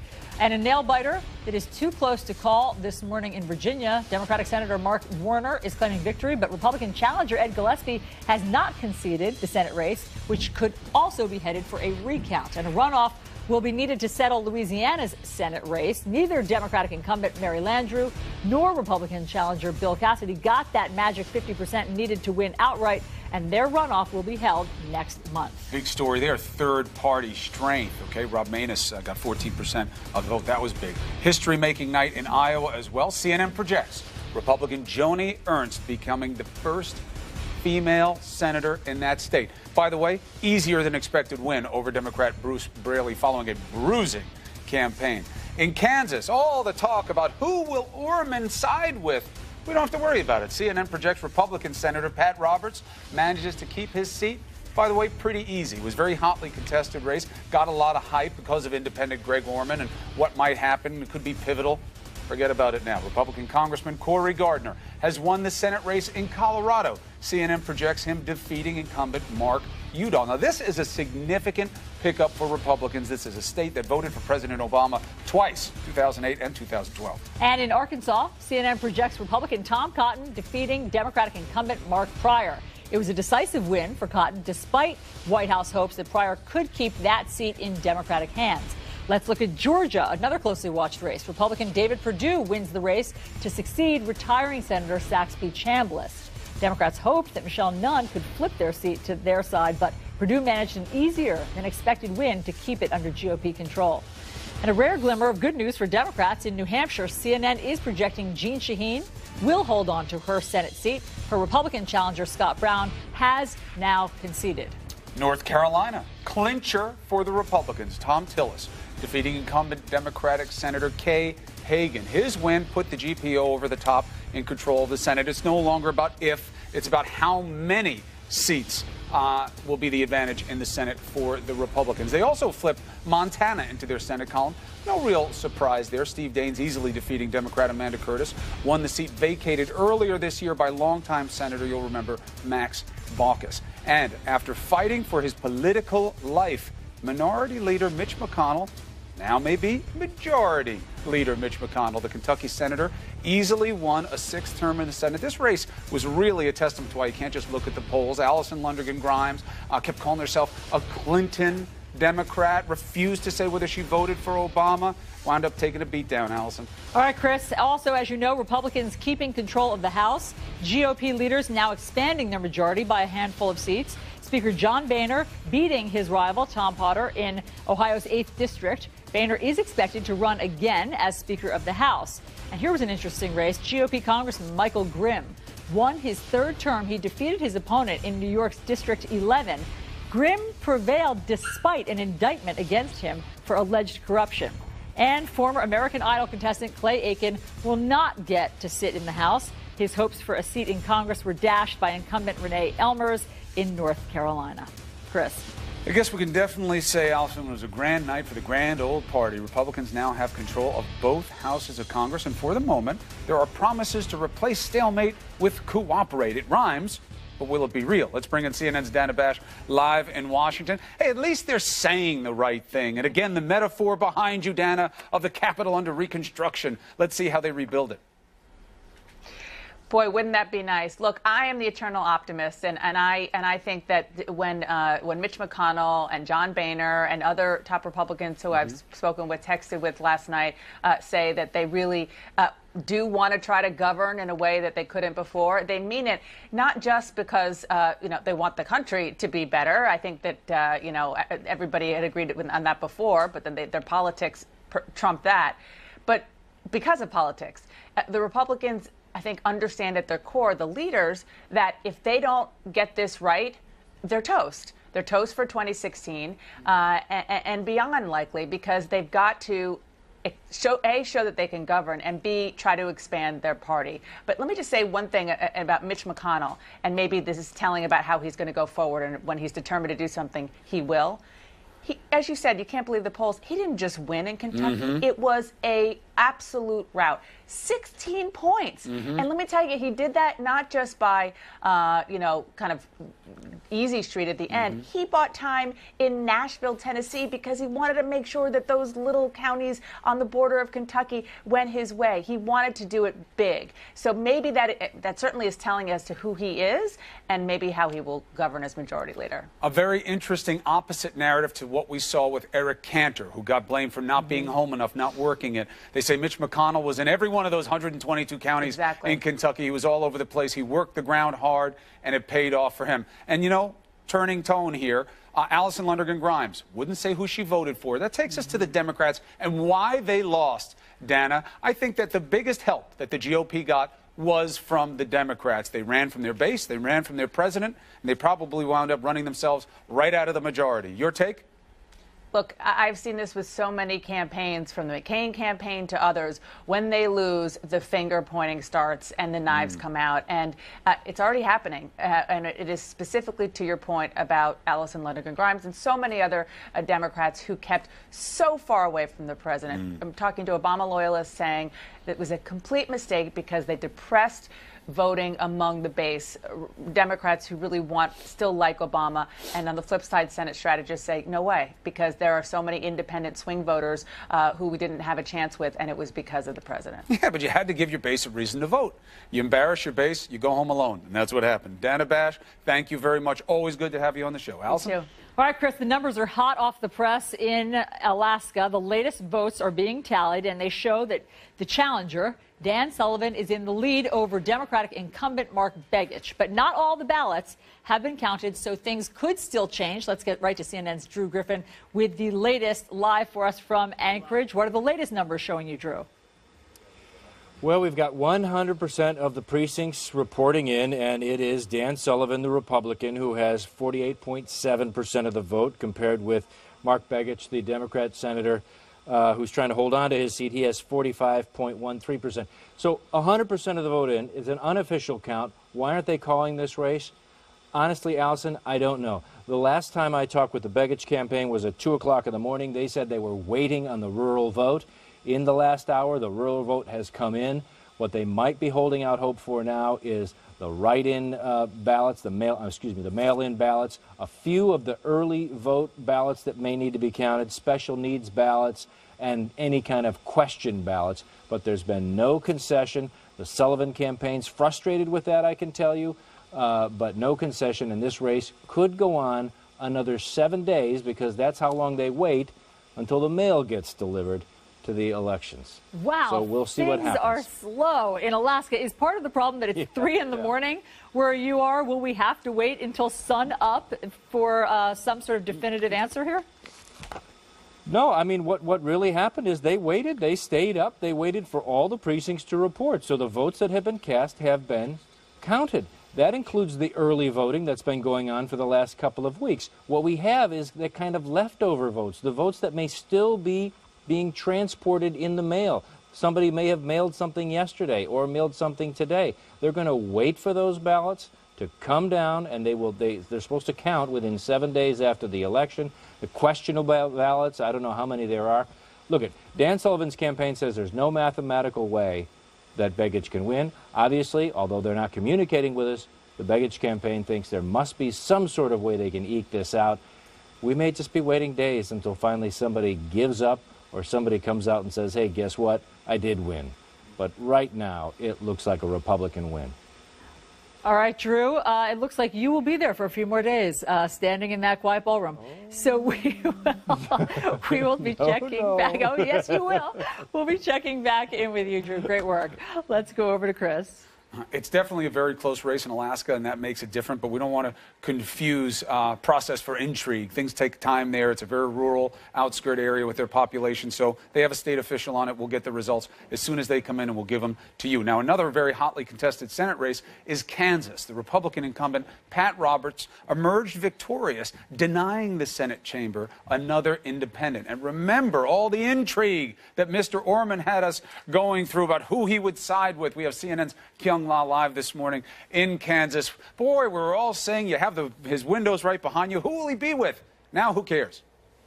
Yeah, that was, well, that was a big question. Who is he going to side with? And it actually became his Achilles heel. That was a big political question here in Kansas, and we actually saw it come into play yesterday.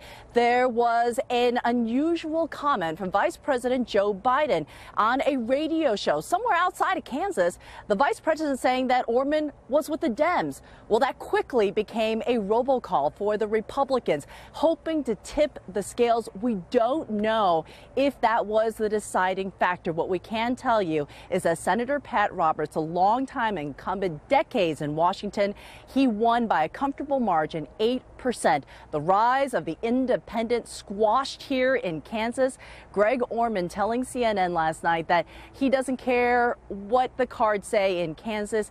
He will not run for political office as a Republican or a Democrat. He says he remains an independent. Allison? Okay, thanks so much, Kyung La, for that. And we are following 2 big races for you in Colorado, one in the Senate and one in the State House, and only one of those is decided this morning. Ana Cabrera is following the election drama in Denver. What's the latest, Ana? Good morning, Allison. Let's start with the Senate race. This one ended up being, I think, much more decisive earlier than a lot of people had initially predicted. Currently, the vote's still coming in, but Cory Gardner, the Republican, is leading the vote count right now by about 5% over the incumbent Democrat Mark Udall. Now, in his victory speech just a few hours ago, he talked about a new direction forward, and he said, quote, "Tomorrow we go to work to fix a Washington that is out of step, out of touch, and out of time." And that's really a message that resonated with the voters here in Colorado throughout the campaign. Cory Gardner stayed very disciplined in his messaging. He managed to deflect the attacks on some of the polarizing social issues like women's reproductive rights, and he really worked hard to portray himself as anti-Obama and anti-establishment while successfully tying the incumbent to both. Here's why this race is a bigger deal on a national level. Not only did this win by Gardner help to flip that Senate control in the U.S. Capitol, but it also really was a victory for the Republican Party looking forward, in that a Republican was able to win in a state like Colorado, a state with a growing population and with a growing diverse population at that. So you know that the GOP is going to be looking at Gardner's strategy as it looks forward to the presidential race in 2016. Real quick before I let you go, also want to just check in on the governor's race. Right now, this is a real fight for the Democrat incumbent, John Hickenlooper, who is only ahead right now in the latest vote count by about a half a percentage point over the Republican Bob Beaupre. And this goes to show just how dissatisfied voters are right now with anybody who is currently in government. This is all despite the fact that Colorado has a 4.7% unemployment rate, one of the best in the nation, and Hickenlooper still hasn't been able to clinch this victory, at least not at this point. Allison. Ana Cabrera, thanks so much. All right, so let's discuss further. We've got a heck of a panel for you with us right now. CNN political commentator and op-ed columnist for the New York Times, Mr. Charles Blow, former White House press secretary and Republican consultant, Mr. Ari Fleischer, and former Clinton White House aide and Hillary Clinton press secretary, Ms. Lisa Caputo. So we keep talking about why this happened, why it happened. We get it. People were angry. They voted out the Democrats, voted in Republicans. The question now becomes, what will it mean? Lisa, let me start with you. What do you think this means for Republicans? We're talking good talk here already, right? Obstructionism is gone. We must work together. What do you think we see? Well, I think it'll be interesting to see what somebody like Paul Ryan does coming right out of the chute. He has an opportunity to be House Ways and Means chairman, or is he going to go and try and make a bid in 2016? I think that the Republicans have an opportunity here to try and work with the White House. The White House has an opportunity to try and work with Congress. So they both have to come together in order to get anything done. I think there will be some meaningful legislation, immigration reform. There'll be a lot of discussion on that. I think, though, as you look ahead, what will be interesting to see is what happens with somebody like a Chris Christie, for example, who I think emerged as a winner last night, right?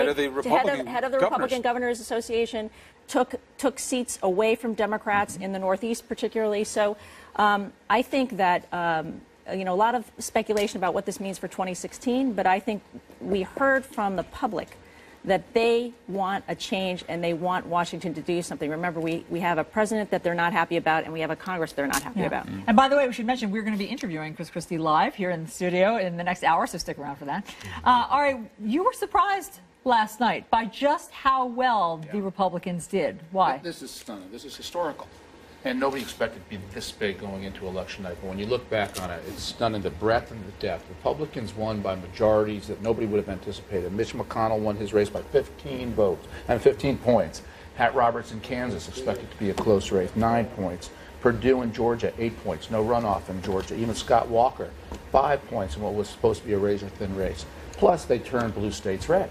They won governorships in Massachusetts, Maryland, Illinois, Barack Obama's home state. So I didn't expect Republicans to have this big a sweep. This is on a par with 1994 and 1980. In fact, only 3 times since World War II have Republicans won this many seats. They did it under Truman in 1946. They did it under Ronald Reagan in 1980 and in 1994. This is on a par with those sweeps. Charles Blow, do you think the Democrats were the biggest helper to the GOP other than voter anger here, running away from their base, running away from their president? No, I think actually Republicans were very savvy in how the candidates that they put up, the way that they coached them in how to respond to questions. You didn't have any of the gas that you had in previous runs.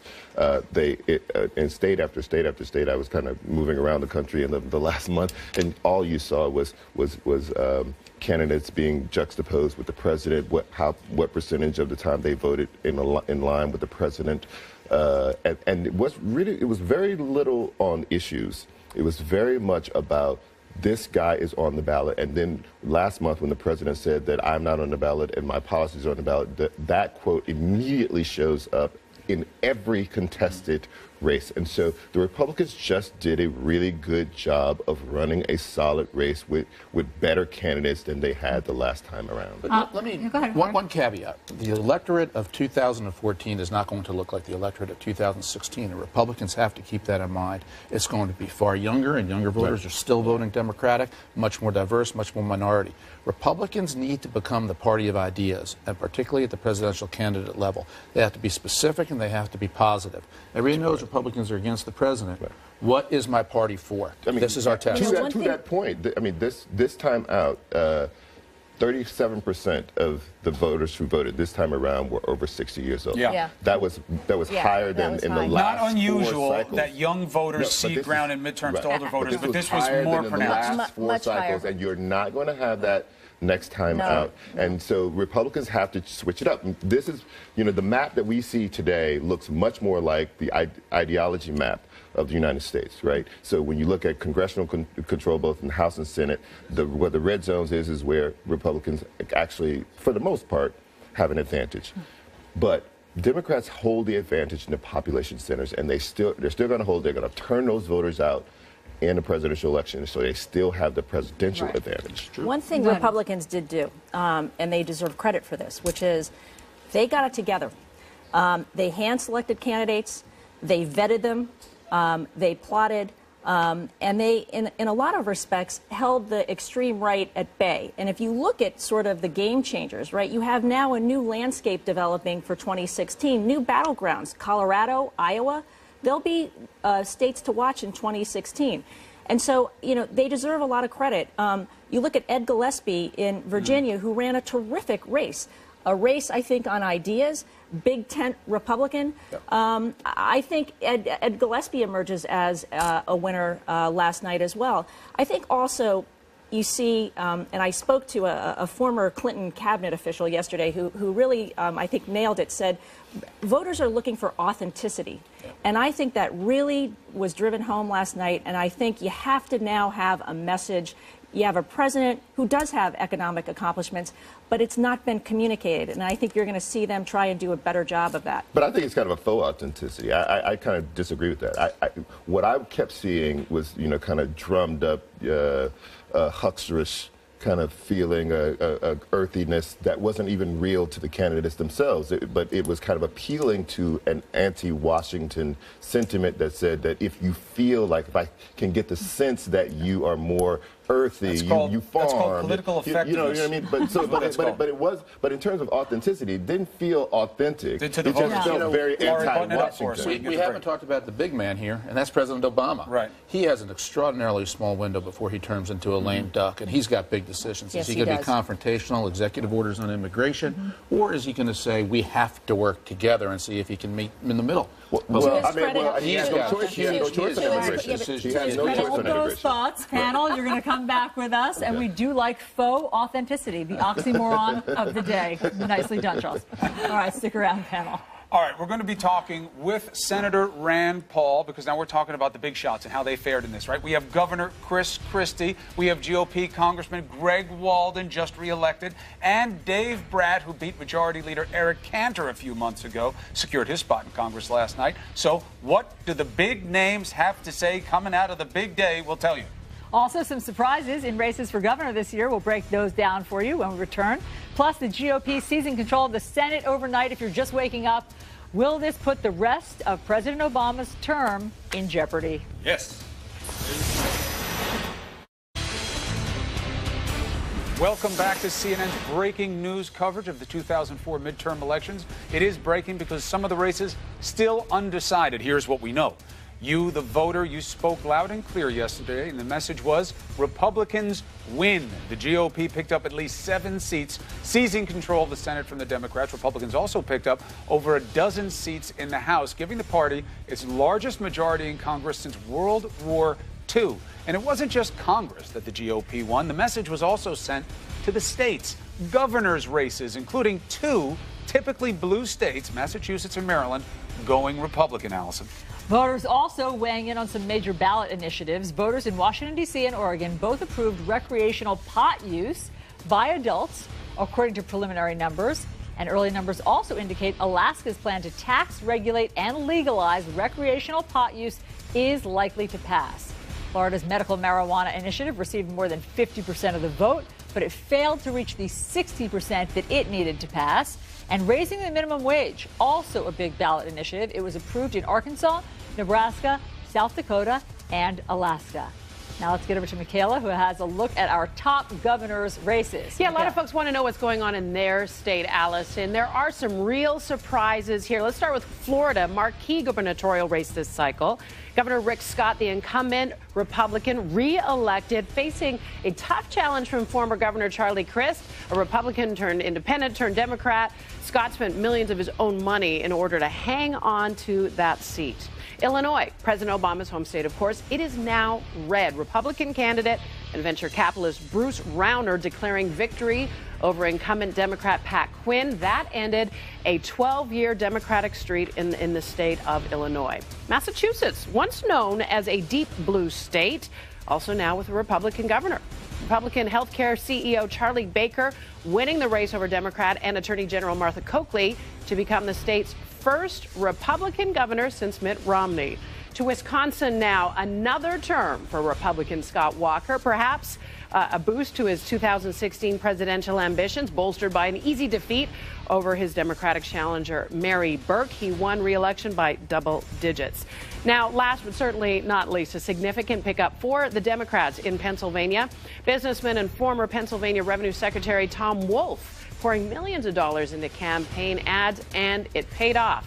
He unseats Republican incumbent Tom Corbett. Later this morning, we're going to talk about all these wins and so much more with New Jersey Governor Chris Christie, who has been out on the campaign trail in support of Republican governors. He, of course, the chairman of the Republican Governors Association. He'll have all sorts of thoughts celebrating and some thoughts about where we go from here, Chris. All right, make a big night for the GOP, period. No other way to see it than that. The party will be in power in both houses of Congress. The question is, what will they do with the power? Joining us now is someone who knows, Republican Congressman Greg Walden from Oregon. He won his race last night, but he won a lot more than that because he's the chairman of the National Republican Congressional Committee. Congratulations to you, Congressman. It is good to have you with us this morning. You have the mandate from the people. What will you do with it? Govern responsibly. I mean, that's what we need to do. There are 300 and some bills sitting in the Senate that passed with bipartisan votes in the House, 40 of them led by Democrats. There's a big basket of ideas to make America better that we need to now pick up, sort through, work with our Senate colleagues and the White House, and start solving America's problems, get the country back on track. That's what we need to do. Now, we don't know, but let's just assume that the Democrats are bitter. And they look across the aisle and they see people who they believe obstructed them and backed them into a corner and are now advantaging that. What is your message to Democrats to not do the same to you? Look, America deserves better. The elections are over. It's time for those who have been elected to go earn their salary. And that means working together to solve the problems. It doesn't mean we're all going to agree on everything.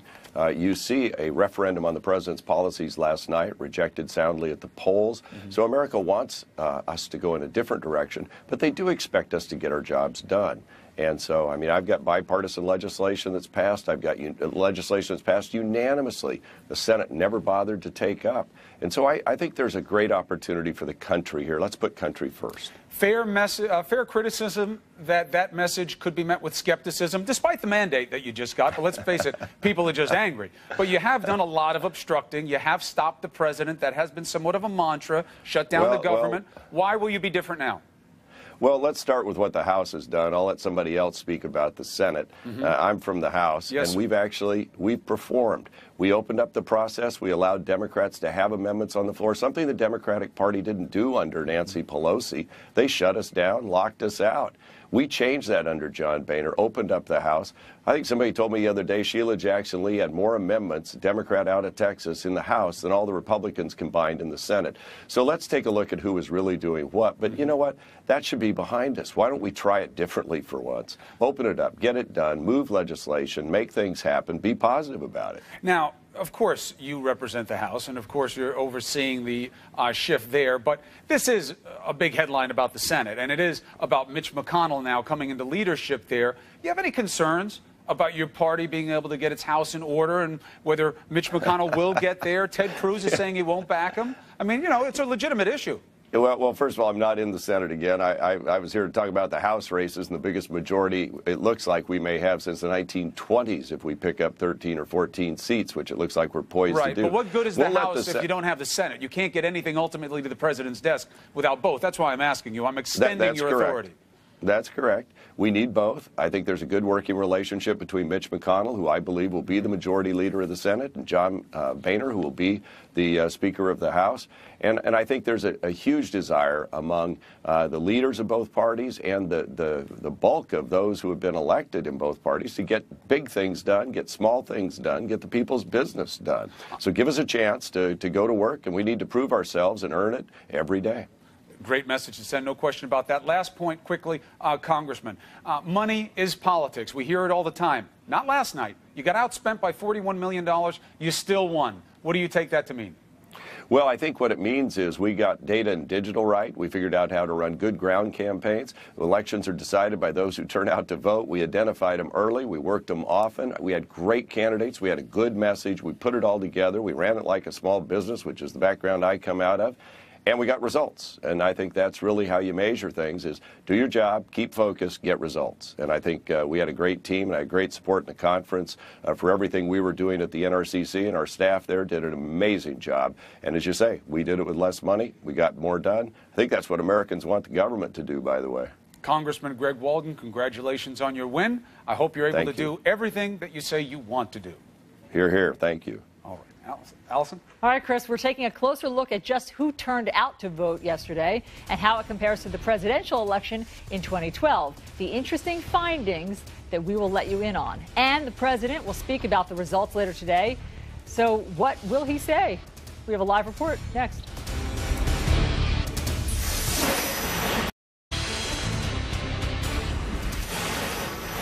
A lot happened while you were sleeping. Let's look at the board. The political landscape in America has turned red. Republicans have grabbed outright control of the Senate, picking up at least 7 seats. We're still figuring out how many they will actually have.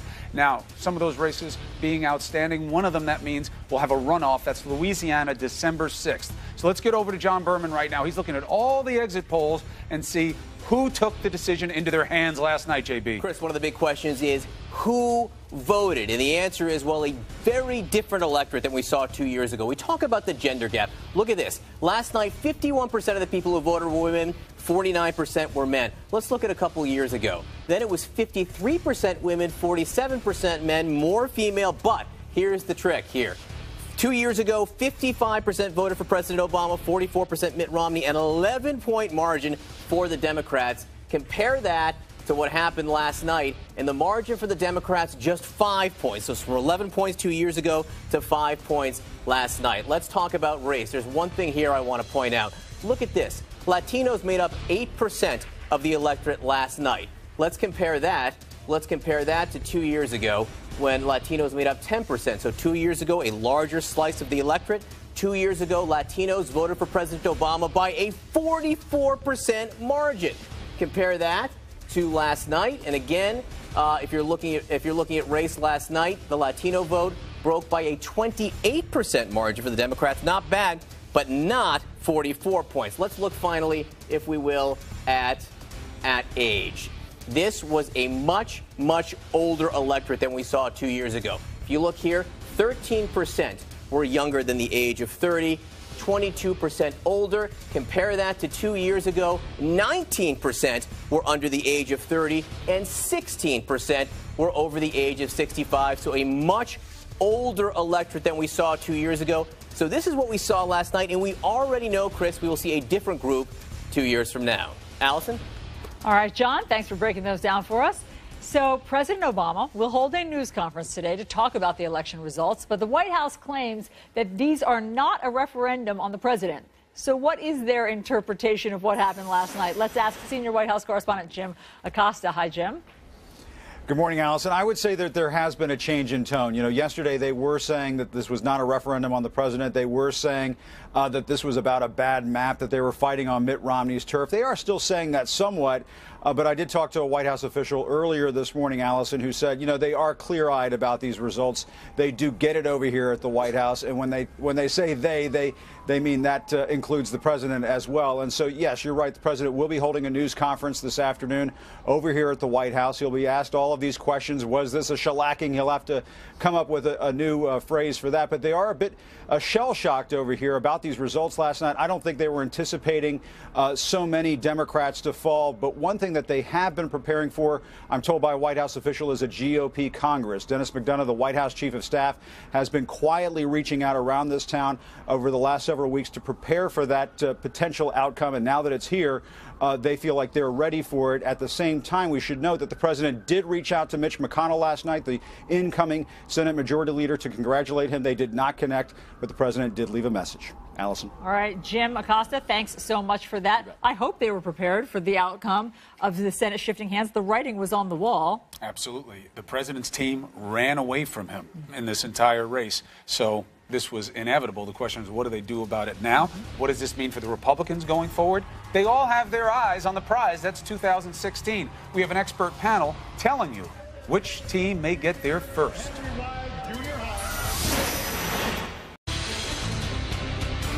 Here's the headline overnight from you, the voter. Let's see if the other guys can do a better job. You shifted the balance of power squarely into the Republican Party's control. Many of you pointing to the dissatisfaction with the Obama administration as the reason. But is it that simple? Let's discuss. We have CNN political commentator Michael Smerconish. We have CNN political commentator Greg Anthony, and we have, wait for it, CNN political commentator Charles Blow. We are all qualified to discuss this here. I just said that with your titles. Charles, I'll start with you because you're in studio. Yes, there's anger. We know it. Red means Republican. It is also seeing red for the voter. Right. But do you believe that Democrats helped the Republican cause last night because of how they ran away from the president, because they seemed to have no cohesive campaign? They seemed like failures. Well, I don't go as far as you go with that, but I believe that Democrats were certainly back on their heels. The president does have a point when he says the map did not favor Democrats this time around. You had at least 7 Democrats up in at best purple states, red. Places Romney exactly. won. True. You'll have the exact opposite in 2 years. Yeah. By the way, you'll have about 7 Republicans up in blue states, and so you may go back with a flip here. But they were certainly back on their heels. Republicans did run a very tight messaged race. Just talk about the fact that this candidate is voting with the president. Don't stray, don't flub, and they did pretty well with that, and so that worked. This is the president is particularly unpopular now. He's like 42% approval rating. That is the lowest, second lowest since like '82. Only George Bush in I think 2006 was lower. So they took advantage of it, and you also have a lot of money that was being spent off cycle. Eating away at the Obama brand, both on Obamacare, also all kinds of ads about, impeach now, all these sorts of things, and that was just chipping away in the right places at the brand so that when you came around to election time, you could just hitch the person who was running to Obama and the damaged brand and say, these are the same people. Okay, so Michael, Charles laid it out, all the factors very well. Money, the map, and dissatisfaction with President Obama. What do you think the biggest factor last night was? All of which he said is accurate, but I think that Charles leaves something very important off the table, and it's this. The president has been absolutely gifted in his messaging on 2 occasions, the 2008 cycle and the 2012 cycle. And beyond that, the messaging during his tenure in the White House has been horrific. I mean, they just haven't sold their own achievements. And if they're not going to sell their achievements, then why is someone who's running for the U.S. Senate as a Democrat going to take on that cause? Did anybody in this cycle running under the Democratic banner talk about unemployment being at 6% and where's the Dow and consequently where's your 401k? And here are the number of Americans who've now been covered by virtue of the Affordable Care Act. Instead, they all kind of put their tail between their legs and ran for cover, and so did he. And so, who was out there fighting that uniform fight? I don't think anybody was. So, Greg Anthony, to you. We know all the reasons that the Democrats weren't supposed to do well last night. Charles laid some of them out. You also have a sixth-year presidency. You know, usually you get a seat swap there. But this did seem like more than that, didn't it? Absolutely. And I think that's the reality. I think you're hearing a lot of spin from Democrats when the reality is, even though the president didn't go out and campaign a ton, he did go to Maryland and he did go to Illinois, and they both lost the governorship. I mean, that's a pretty significant statement against the policies of this president and this administration. And the reality is that people are a little bit fed up. And listen, it's going to be a challenge, a serious challenge for Republicans.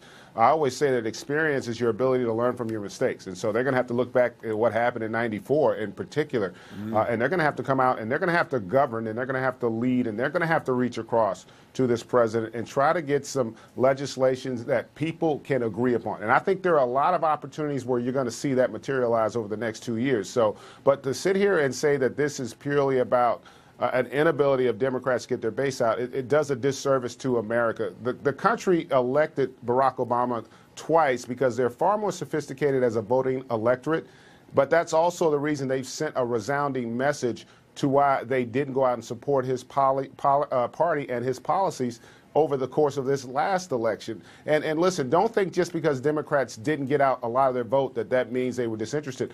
They were also disapproving of what's happened over the last several years. And you talk about why they didn't talk about unemployment. Well, a lot of those numbers are skewed. Remember, a vast majority of the new jobs that are being created aren't full-time jobs. The middle class has been really crushed over the last 6 years. Yeah. And that's something that has really resonated across America. Okay, so Greg points out that this is an opportunity for us right now, Charles. Will either party, starting today, seize this opportunity of compromise? I think we can all hope. I think the American people, I mean, I disagree with a lot of what was just said, but I do believe that the American people are disenchanted. They want to believe that government can work. And I think that all of us, I mean, even in the political classes, we want to believe that it's not irreparably broken.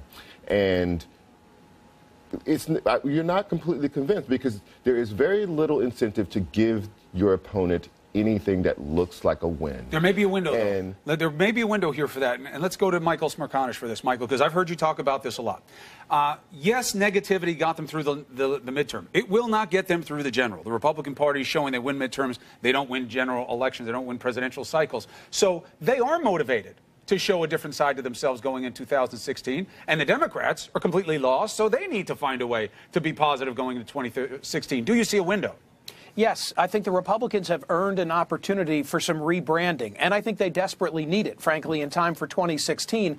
This is their chance to turn away those who say you're only the party of no. But in order to do that, Mitch McConnell and John Boehner are going to have to get together, and I think they will. In fact, Chris, I think they'll get together a la Newt back in the 90s and come forward with a mutual platform that's acceptable to the House and to the Senate Republicans, and then put some of those proposals in front of the president. Now, if those proposals are the getting rid of Obamacare, then it's a net loser for them. But if they are things that appear compromising to the American people, then the pressure then shifts to the president so that he too can be someone who compromise. We can all hope. We'll have to leave it there, but let's leave it on the shiny optimism note that we've just struck. Michael, Greg, Charles, thanks so much. Great to see you guys. Well, the American political landscape shifting wildly overnight. If you're just joining us, and New Jersey Governor Chris Christie could benefit from this Republican tidal wave, of course. Does it come too soon to help him in a possible White House run? He'll join us live momentarily. We're also going to go to Kentucky and speak live with Mr. Rand Paul. We want to get his take on the future of Congress. He seemed to have his eyes squarely on 2016, even last night, even before the returns came in. Where does he see his party going? Where does he see himself going?